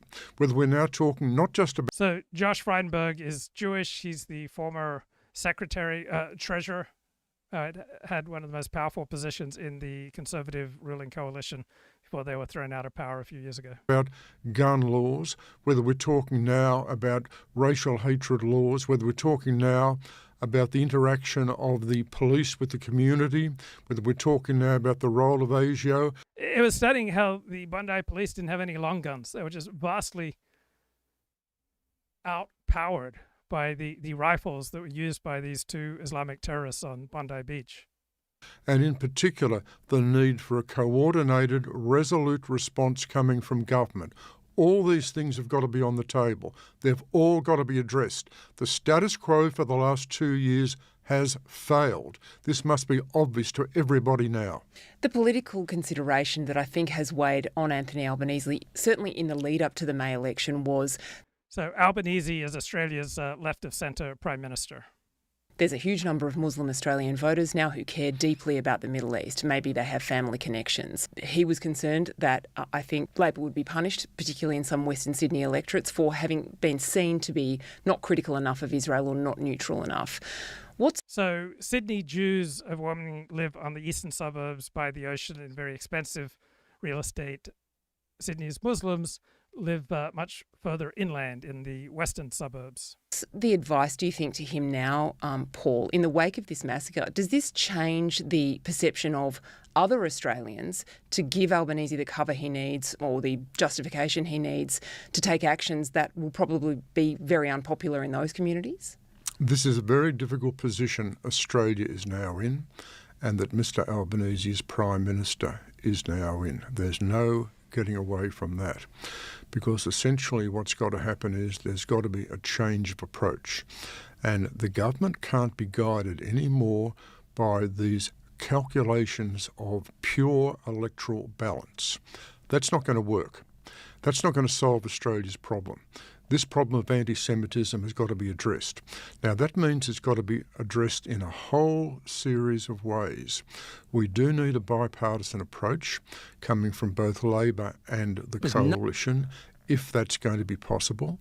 We do need a sense of reason. We've got to be careful of extremes coming from the right and the left, but we do need to consider things such as migrants coming to this country, the reliability of migrants, their commitment to Australian values, that's got to be addressed.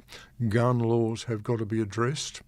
Government support for organisations that practice anti-Semitism has got to be identified and addressed. All these things have got to be on the table. Now, this is going to be very difficult politically. There's no question about that. But the government's got itself in this position. It tried to soft pedal these issues, and perhaps that worked in terms of the scale of its election victory last May. But that has bequeathed this incredible dilemma coming after the Bondi massacre, and there is no escaping this. The Prime Minister now has got to focus on the national interest and social cohesion.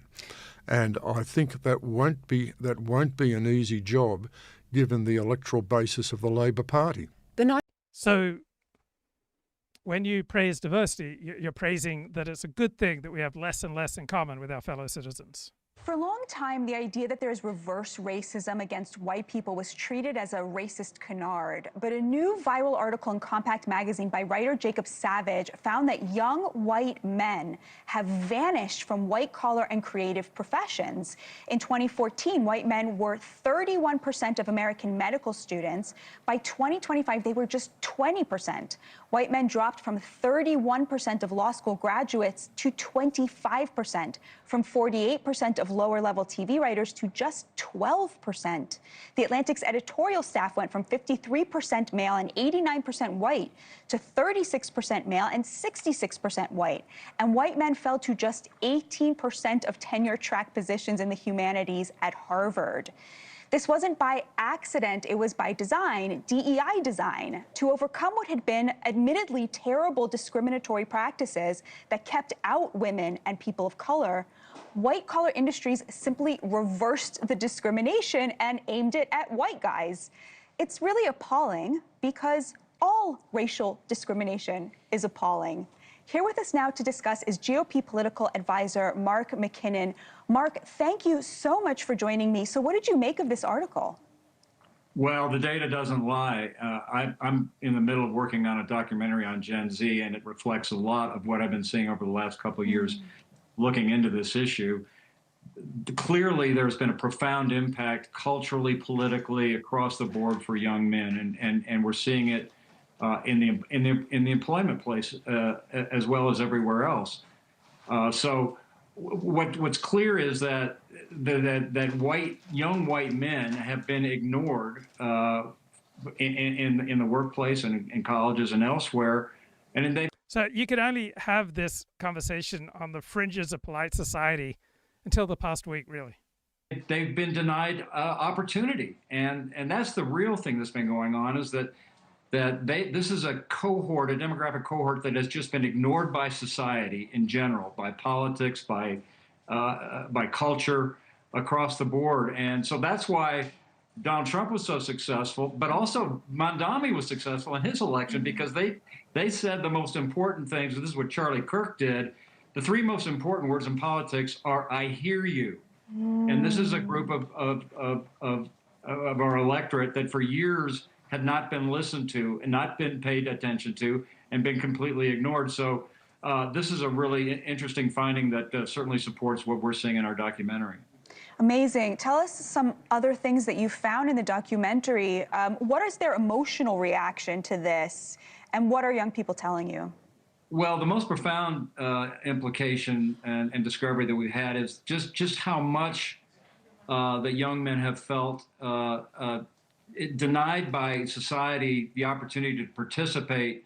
And what's happening is that as a result of that, they have turned to social media, that they're not interacting, and that's what's really profound is that young men and young women, for lots of complicated reasons.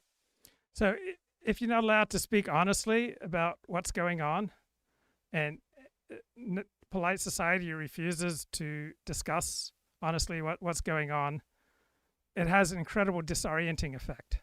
I've never heard of this woman, Sydney Watson, but she's not thrilled by what's going on in Australia. Sudanese gangs running around hacking people's limbs off. It did not have Islamic attacks. The worst, really, I think that you could get was a bunch of goofy idiot kids breaking into people's cars and badly stealing whatever money they could find out of the thing with, what's the thing called in the front? The little thing. What's it called? Glove box. Out of the glove box. I have friends in the police department in Melbourne who have told me in no uncertain terms that particularly when it comes to youth crime, it is not Australian-born children who are committing the vast majority of crime. So do with that what you will. But my Australia, the Australia that I grew up in, the Melbourne that I grew up in, that I was very happily living in until, 5-6 years ago, is gone. And I am so This Sudanese crime wave in Melbourne is friends of mine in Melbourne. Heartbroken about that. I think the issues that we are seeing on repeat now are a symptom of a deeper problem tied to the destruction of Australian culture, to diluting Australian culture with everybody else's culture, inviting people into our country who hate us and hate our way of life, and the tolerance of all of this. And I want to be very clear about this. If you come to my country and we let you into my country, you should be a model bloody citizen. Your intention should be to be the best Australian that you can be. You wear our flag, you abide by our laws, you consume our traditions and they become your traditions, and you make my country better. You don't come to my country. Right, these are very reasonable requests, demands. And shoot people up on the frickin' beach on a nice afternoon when they're just going about living their lives. I'm sorry if some of this is disjointed. I actually find it quite hard to articulate my viewpoints here because the primary feeling that I have is just rage. But, I feel like I'm watching the slow choking death of my country, and well, good on.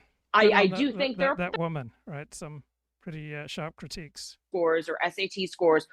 We know that preferential treatment has been given to specifically Black students over Asian students. That's the widest disparity, right?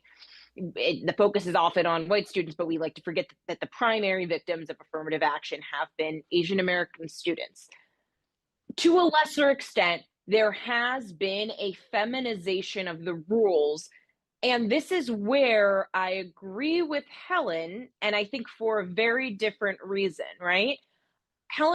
Helen refers to Helen Andrews. Helen Andrews and I are I think there's not a huge sliver in the Venn diagram of where we agree with each other when it comes to policy issues.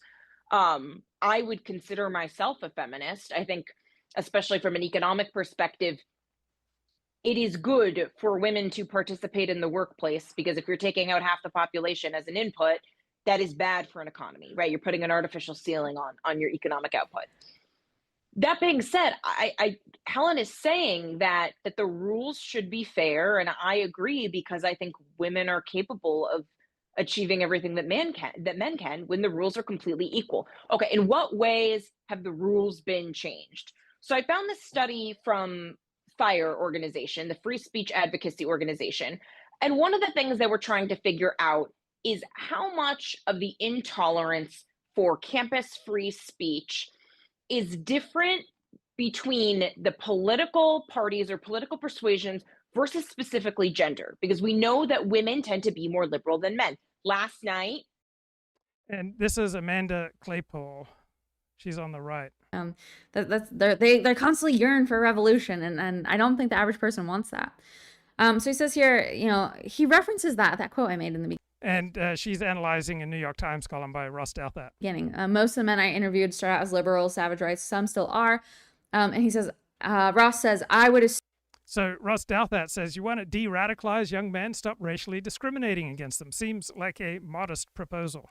Assume so because disappointed novelists and unsuccessful screenwriters and would-be academics are not natural Trump constituencies. Again, I want to call it the language here. He says disappointed novelists and unsuccessful writers. This is nothing about disappointment and failure. Like, that's definitely a part of it and it hurts. But what this feels like is betrayal and resentment. Like, you were told something about the world and belief in meritocracy and hard work, and you were deliberately excluded from opportunities despite your hard work. And now you are facing material consequences of that. So you did not get the jobs or the promotion that you were supposed to get. You're not getting the opportunity to start a family or buy a home or start your own business or whatever. Like there's actual material, financial, psychological harm here. So no, these people aren't disappointed and unsuccessful. They're angry. They're resentful. They're bitter. And that's very different because people will behave differently if they're disappointed versus if they're resentful. Over the very important nuance there. Okay, it says the white guys who don't get jobs in the culture industry or who lose out in applications to professional schools displace other white men competing in less prestigious, more Republican-coded industries, instilling resentment there as well. So the idea here is that if these guys aren't getting the jobs that they're supposed to be getting, and what I would implicitly assume here are the Democrat-coded industries, so in the media and academia and whatever, that they're just going to Republican-coded industries, which, what are those? I didn't, like, it's so stupid to frame things as Democrat-coded and Republican-coded. But the assumption here is, okay, so they're going to less prestigious, more Republican-coded industries, and they're instilling resentment there. So they're taking their angst because of what they didn't get, because they weren't allowed into what I'm going to consider as the Democrat-coded industries. And so they're going to these other industries that are more Republican-leaning. And so they're fueling they're channeling their resentment and their anger there, which I think this is completely, like, sophomoric to frame industries as Republican versus Democrat. That's just so stupid.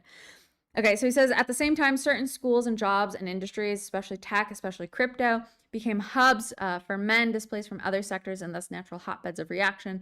And everyone ends up a little bit more radicalized, a little bit more open to extreme appeals. So he's arguing here that the guys who've gone their own way and they're trying to do their own thing, so building startups, investing in crypto, whatever, that these guys are black pill doomerists who are becoming incredibly radicalized. And again, like, I would like to see the evidence for this radicalization, because I'm any rational person, I think I'm seeing the opposite happen. So if you just want to look at political violence as an example, like, how many of these radicalized conservative white men have shot up schools, have assassinated people, have committed acts of political violence in the last year?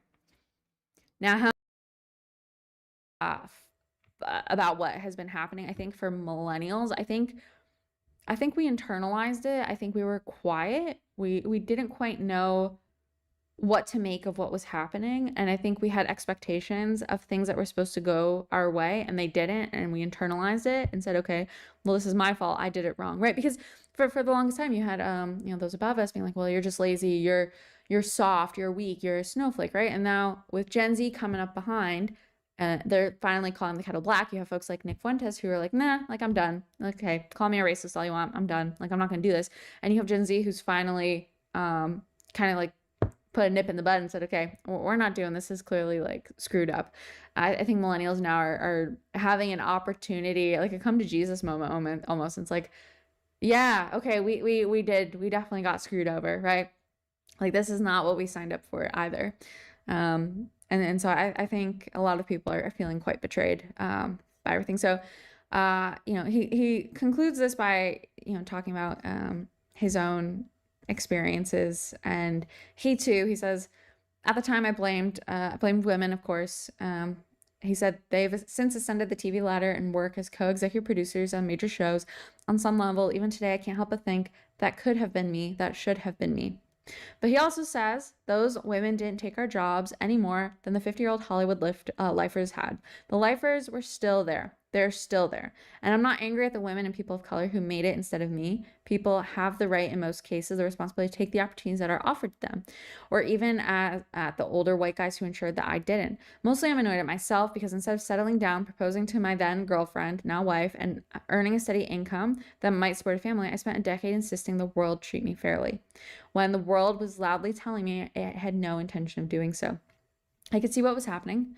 I was being told point blank what was happening. And still, I thought I'd be the exception. That if I wrote one more script, took one more meeting, I'd slip through. But very few people get to be the exception. And this is something that is so heartbreaking, but so relatable, because I think this has been the message we have all been told. It's like, okay, just keep working harder. Just the next video will make you viral. The next, meeting you have, that will be the one that changes everything. And I think we were taught to believe in exceptionalism, and that if we just kept trying and kept going, that things would work out. And eventually you get to a point where you have to grow up, and you're like, okay, maybe I was wrong. Like, maybe this isn't actually working out in my favor. And he says here, like, it told him. So Chris Rufo, probably the most effective Republican activist of the past 5 years, perhaps along with Charlie Kirk. He's been doing a podcast with Steve Sailer's publisher, Lomez, a.k.a. Jonathan Kieperman, and they devoted their latest This week on episode Rufo and Lomez, we'll be discussing a bombshell essay in Compact Magazine. Is there something about the political moment that we can finally have this conversation? Yeah, I think it's a combination of all those things. And your historical point is certainly true. This dates back to the mid-1960s, in fact. You had Lyndon Johnson's affirmative action executive order in 1965. You had the basis of disparate impact theory really starting to trickle upwards from the legal academy in the 1970s.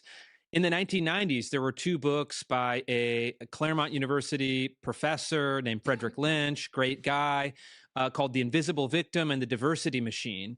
And he was already cataloging and doing deep reporting on this phenomenon where white men in corporate environments were being, systematically disadvantaged in hiring. And it wasn't just anecdote or speculation. He actually brought the goods. And then, of course, it accelerated between 2014 and 2024, the period of the Great Awakening. And so the question is, why now is it suddenly okay to talk about, where even now left liberals, employees at the Washington Post and the New York Times and the other publications, they're now expressing shock. Oh my gosh, I read The Lost Generation in Compact Magazine. I had no idea this was happening. This is an outrage. This is awful. We should not be doing this. And my first reaction is frankly anger, because it's like, wait a minute. Do you believe this them? argument? No, of course not. Yeah. Of course I don't believe them, because they're lying. It's now okay for them to peek their heads out and start to acknowledge the reality. But I think this is like the Berlin Wall moment, right? In the Eastern Bloc, so east of the Berlin Wall, in the Soviet Union, everybody knew about the various forms of corruption that had plagued the USSR. They would make jokes about it. They would talk about it behind the scenes. I remember one Hungarian professor who had taught, during the Soviet period said, when I was in class, we would teach Soviet doctrine. Then after class, I would invite the students into my home and we built a little bit of trust. And then I would teach them the truth about what was happening. And I think we had the same phenomenon during the woke era, where all of these people were in total denial about the very obvious things that were happening. I was at the tip of the spear reporting on DEI and all of this discrimination, surfacing documents. And I was attacked viciously for years. This reporting is racist. This reporting is not true. This reporting is misleading. This reporting is totally inconvenient. And so for me, of course, personally, there's a sense of vindication. Obviously, what we were saying was completely true, completely moral, and completely right, justified the whole time. But then the other part of me is pragmatic and says, all right, well, let's actually have the conversation. Let's have the reckoning that is long overdue. And it seems like we're there. It seems like the fever of woke has broken. The wall has come down, if we want to use the other metaphor. Yeah. And now people are feeling like they can safely, with little career risk, start to address the truth of what's been happening. Okay. That Well, let's try to make the other side of the argument. And again, this is speculating. I'm not sure I even agree with it. But the other side of the argument is there really is no necessity that kind of crushed talent will find another avenue. And look at the history of the Soviet Union. It's not the case. I think the Soviet Union crushed its talent for so many decades, and much of it was wasted. Of course, the Russians have produced great art, great literature, great nonfiction. The samizdat culture. Within the Soviet Union more broadly, produced good works. But I think the counterfactual is, would it have been better under another system? And the answer is probably yes. And I think even the idea that, okay, crypto, speed running Super Mario Brothers, whatever, like that actually doesn't make your case better. It actually is like, wait a minute. All right. No, you're right. Are the potential like great novelists and academics now just getting really good at Super Mario Brothers on the Nintendo? No, we have podcasts, Chris. Okay, we have podcasts. We have podcasts, yeah, and so yeah, okay.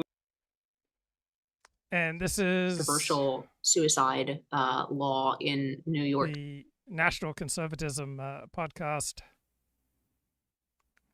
What do we got here? They were white men, and under the impetus of DEI and wanting to hire diversity, essentially became just lost out on incredibly important career opportunities. The author starts with himself and then quotes many other men in the same position over the last 20 years. And that piece went mega viral. I hope did my small part in making that happen. I'm sure many of us did on Twitter. That piece went mega viral. It's been addressed by multiple White House officials at this point. The vice president has tweeted about it. So that piece is really, and then of course the mainstream media, quote unquote, is gearing up to try to answer that with a series of pieces. But they are answering. That's the point. That it has truly entered the mainstream. This is nothing new. Nothing in that piece was new to any of the things that, the four of us have been saying for quite some time on this show. Jeremy Carl, who likes to sub in for one of us when we're out sometimes, has been on the show. He wrote a great book about this. Was it last year or the year before, 2023 or 2024, called The Unprotected Class, about discrimination against white males, primarily whites, but I think specifically in this case, white males. Women often were able to sidestep this. At least they count for one diversity metric, right? I'm sure Amber and I have seen this in action. But this is just hiding in plain sight. The things that people would openly admit to doing, and the discrimination that offices and managers were openly doing and admitting to doing for the last 20 years, culminating, of course, in 2020 and in a racial hysteria, are shockingly illegal. They are and always have been illegal. It has never been legal to hire, fire, promote, demote on the basis of race, even in part. So unlike in admissions in college, this part of the Civil Rights Act does not even allow for a thumb on the scale, which was allowed in admissions only as like sort of special exemption by the Supreme Court until Students for Fair Admissions 3 years ago. That was never the case under Title VII. That was never the case in the workplace. And yet it was rampant and it was encouraged by the federal government. And I'll get to that in a minute, but it was rampant. It was encouraged. It was done openly. I have myself a lot of friends who have told me stories in the past few years. I have a friend who was told very directly, we're dropping you from this project because you're a white guy and we need more diversity. I mean, just very, very direct discrimination. The piece makes one, I think, not new point, but something that he really tied up for me, Jacob Savage, in a way that I hadn't thought of before, which is that the vast majority of the brunt of that discrimination fell on millennials and Gen Z, because boomers and to some extent Gen X, who straddled this line, they were already high up enough in the company. And of course, they weren't going anywhere. White males in the C-suite weren't giving up their jobs. What they were doing was very, very heavily practicing affirmative action for anyone new and young who was coming up. So if you're hiring a new VP, right, it wasn't going to be a millennial male, white male. It was going to be a diversity of some type, right? Those white male slots, as it were already taken up by their boomer management. And So it was practiced even doubly or more heavily to make sure that the rest of the young up-and-comers were all as diverse, quote unquote, as possible. So I think this is a turning point. I think we've certainly come a long way on this subject in the last few years. I know I testified on it just a couple years ago before Congress, and it was considered extremely controversial when we did that. You had to be like a Nazi or a white nationalist to care about discrimination against white people. That seems like that fever has broken, and this is now a mainstream topic of conversation. I think that's all to the good. I don't think the piece is perfect. Jeremy Carl has some critiques of it on his Substack I think are worthwhile. But I think this is an important moment. And I would like to correspondingly say the Trump administration is doing an amazing job on this. And I know, and here I may be like, I don't want to sound like I'm downplaying this. I obviously care about this subject a lot and have worked on it for a long time. But these lawsuits take time, and you cannot expect the wheels of justice to turn that quickly. But the people that the Trump administration has in place on these subjects are both fantastic. The two people I would just highlight are Harmeet Dillon over at the Civil Rights Division of the DOJ, who is, by the way, she lost 75% of her staff because she is going to enforce the law on behalf of white males who were discriminated against. 75% of those DOJ lawyers have quit. I mean, good riddance, don't let the door hit you, but she needs help. If you are interested in this kind of work, she's openly advertising. They have a shortened staff for everything that the Civil Rights Office is supposed to do, but they are doing a fantastic job. Just this week or late last week, they announced that they are dropping disparate impact analysis formally. That is the analysis that was used by previous administrations to encourage companies and universities to engage in this kind of discrimination, because it presumptively looked at any disparity and said that is evidence of discrimination. If you have fewer Blacks working for you than their percentage of the population, that is a presumptive discrimination. And Gail Harriet has a great law review article called How Disparate Impact Analysis Made Everything Presumptively Illegal.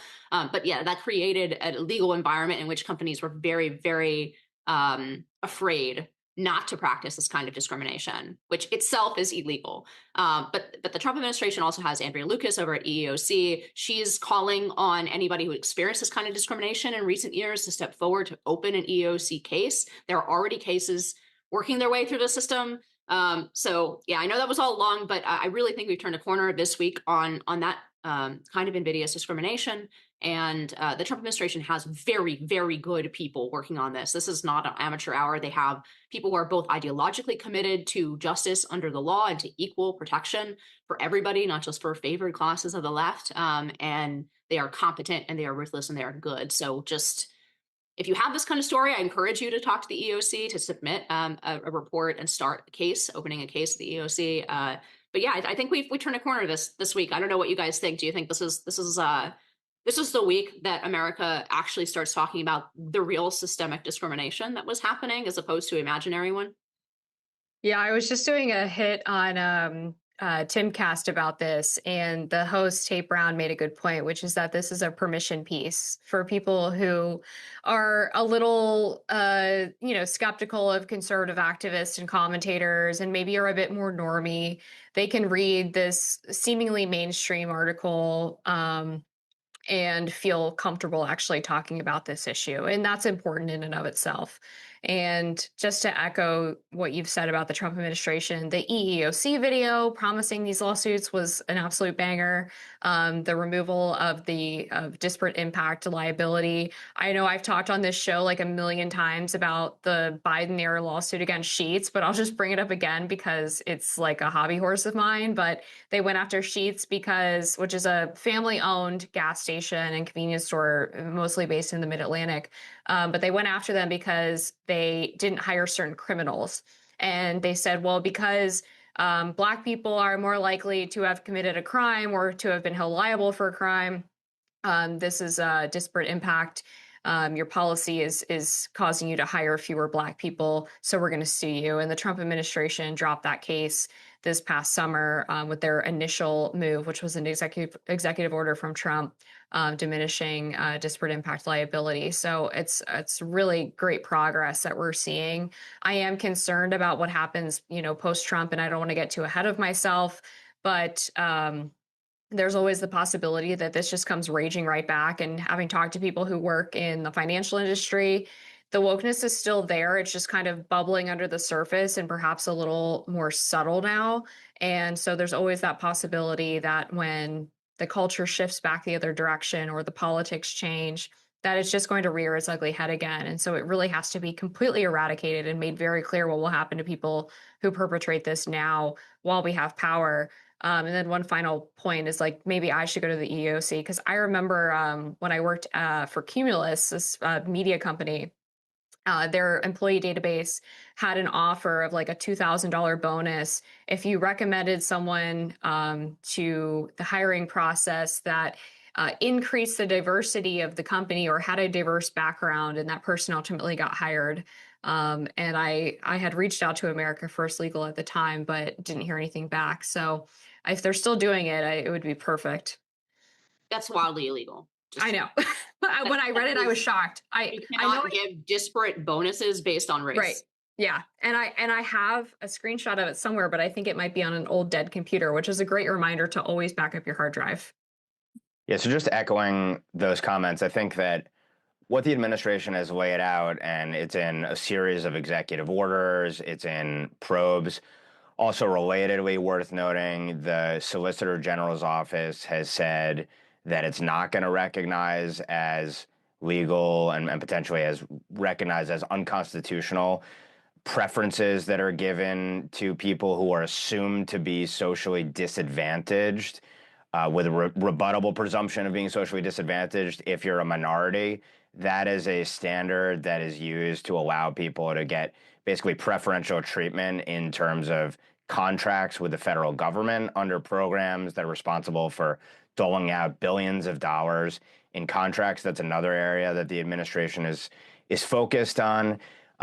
These are all to the good when it comes to doing what John Roberts wrote, what Chief Justice Roberts wrote in his majority opinion in SFFA v. Harvard, where he said eliminating racial discrimination means eliminating all of it. The thing is, that ruling just dealt with affirmative action in colleges. So how do you deal with the rest of the public and private sector? And I think it's clear that the Trump administration is doing everything it can do, and rightly so, and that will no doubt cause serious changes, or at least a reconsideration of policies that go way beyond those interacting directly with the federal government. But I do think that the question is outstanding. To Amber's point, what happens when you have a future administration that reverses the executive action that this administration has taken? And then two, what about on the outside? What about in the private sector? The DEI industrial complex has not dismantled itself. It hasn't been dismantled. And so are we going to need a slew of analogous Supreme Court rulings, essentially, to ensure that affirmative action and all of its analogs are struck down everywhere, knowing, of course, that even within the four corners of that decision, the justices themselves anticipated that the colleges would try to use workarounds, and some of the colleges have tried to use workarounds already. So this remains a deeply seated, a deeply rooted cultural problem as well. But no doubt the administration appears to be doing everything it can possibly be doing. I would also ask, where's Congress on this? Yeah, I don't have a lot to add here. I mean, obviously, it's really good to see how much the administration is doing on this front to really fight it. And I think that the framing of it as a permission piece, where it's like people suddenly have permission to recognize something that was obvious. I know I can point to instances where I was obviously racially discriminated against over the course of my legal career, especially in law school. Georgetown was terrible about this. They were aggressively trying to minimize the number of white people on law review. That was part of their policy. And so they were structuring it to create a huge section of the law review was available for diversity. It was trying to minimize the importance of grades, things like that. So I'm happy to see this all die. It deserves to die. And I think one thing I will say is DOJ civil rights needs people. You need they need to join them. They're recruiting because they've lost like 75% of their staff because those staff were super liberal. So if you're listening to this and you are all interested in litigating on behalf of the federal government for a righteous cause, go talk to civil rights. They're hiring. And with that, we're going to turn to Ben to talk about some revelations about the Mar-a-Lago raid. And no, let's talk about the National Football League. Is it a meritocracy? Surely we are it's seeing a meritocracy. quarterback collapse in the National Football League. It's across the board. It's not just Tua getting benched, but quarterback play across the board in the National Football League is collapsing. Let me give you a stat. In 2018, what is that, 8 years ago, 19 quarterbacks averaged more than 250 passing yards. What are we watching? What is going on with the National Football League? Has gambling and fantasy football distracted us so much and covered up all the flaws of the National Football League that we're sitting here watching? We're watching quarterback play go directly into the toilet, and we're pretending like we don't see it at all. My contention is, and we'll unpack this today, and I'll have a conversation with Steve Kim and TJ Moe about it. My contention is the hyper-focus on DEI and black quarterback play has diminished merit, has diminished competition, has undermined the pursuit of excellence for the pursuit of quotas. And everybody's play has dropped because of the hyper-focus on DEI. DEI degrades everything in sight, including the National Football League. Let's go back to 2018, because what we're in is in the middle of the George Floyd sports era. In 2018, I believe, there were 3 black quarterbacks that were throwing for more than 250 yards.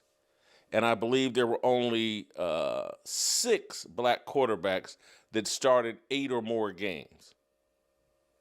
Now we're in this time in 2025 where there are 14 black quarterbacks who have started 8 or more games. And only 2 black quarterbacks are averaging more than 250 yards per game.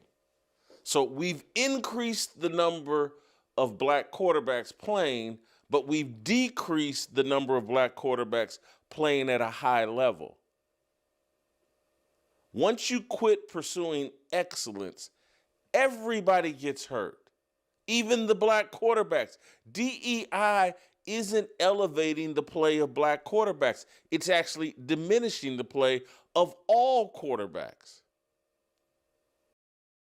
Jason Whitlock often says dissident things. Interesting. I want to start by showing you the quarterbacks and the teams with the best record in the National Football League. These are all the teams that have won 10 or more games at this point into the NFL season. This is 14 games into the season.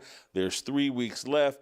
There are 1, 2, 3, 4, 5, 6, 7, 8, 9 teams that have a record of 10-4 or better. Bo Nix and the Denver Broncos at 12-2 with an 81-point differential. If there's a tie in record, we let point differential serve as the tiebreaker. Sam Darnold, who's playing tonight in Seattle against the LA Rams. Seahawks 11-3, a plus 163 point differential. They're playing the Los Angeles Rams, Matthew Stafford 11-3, a plus 159 point differential. Drake May, New England Patriots 11-3, plus 106 point differential. Josh Allen, Buffalo Bills 10-4, plus 87. Trevor Lawrence, Jacksonville Jaguars 10-4, plus 84. Brock Purdy / Mac Jones, San Francisco 49ers 10-4, plus 51. Justin Herbert, Los Angeles Chargers, 10-4, plus 31. Caleb Williams, Chicago Bears, 10-4, plus 27. 8 of the top 9 teams in this league have white quarterbacks. And Potty Bots throws down $10 super chat. Luke covering the NFL and right-wing politics. What could be a greater combo on a Sunday morning? 8 of the top 9. Well, the season's not over. We don't know who's going to win the Super Bowl. Jordan Love could win the Super Bowl. Jordan Love, half white. Well, what about Lamar Jackson? You can't count them out. They're 7-7. Who knows what's going to go on? You really think Lamar Jackson and Baltimore this season are going to win the Super Bowl? It's not about who's going to win the Super Bowl. Jalen Hurts, aren't they 9-5? They could win the Super Bowl.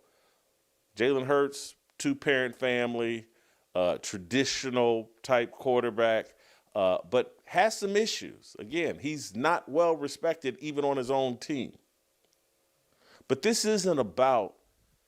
argument isn't about who can win the Super Bowl. Because the Super Bowl, some of that is luck. It's a one and done tournament. You can pull some upsets. You can get into the Super Bowl. This is about building an organization and a franchise that can win consistently and win at a level that keeps that head coach safe. That's every head coach's dream. They all want to be where Mike Tomlin has been for the past. Is Tomlin been with the Steelers now for 19 years?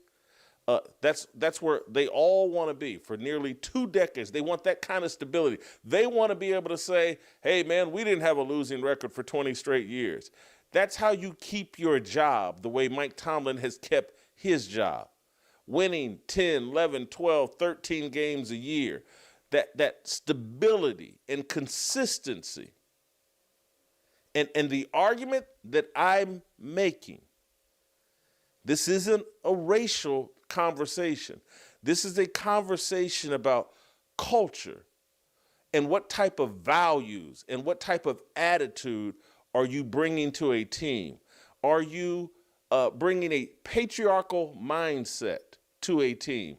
Are you bringing a mindset of submission to a team and a coach and an organization? Or are you bringing a culture and a mindset of rebellion to an organization? It is hard to win or to do anything consistently when your mindset, your attitude, your mentality, your approach to life is to be in constant rebellion. If your brand is rebellion, if your brand is I submit to no one, I'm a rebel without a cause, if that's your brand, that you're a rebel without a cause, you can't build consistent winning around that brand. Who represents that better than anybody? It's Shedeur Sanders and his daddy. And all the conversation about Shedeur and how Kevin Stefanski hates Shedeur and Kevin Stefanski is trying to undermine Shedeur. And there's virtually no conversation about, is Shedeur willing to submit to Kevin Stefanski? Is he willing to go all in with the team? The reason why I talk about this stuff intimately is because when I started my college football career, and I hate to bring my mediocre, mid-major college football career into this, but it's just true. It shapes my worldview. I brought an attitude of rebellion and non-submission to the Ball State football program. And it didn't matter how talented I was or if I was better than some of the guys playing in front of me, the coaches, justifiably, I didn't realize this in real time, but justifiably, we're sitting there like, man, Whitlock's attitude of rebellion and his charismatic personality, Well, that's the problem. And I played offensive line. If I had played quarterback, they would have really wanted nothing to do with me. But it's like, man, Whitlock is funny. He's smart. He's got this locker room lawyer, and he knows how to lawyer up some things. And so the coaches hated me and tried to do everything in their power for all 4 years, but particularly the first 2 years, just tried to beat the rebellion out of me. And it wasn't until I was an adult that I realized, like, oh man, if I had just embraced and submitted, man, I would have had a remarkable college football career. Right, there's a time and a place to submit. I was such a rebel, I just had to work for myself for many years. But learning to submit appropriately to hierarchy and to authority often makes life much more productive, a lot happier, and a lot easier, right? Time and a place for everything.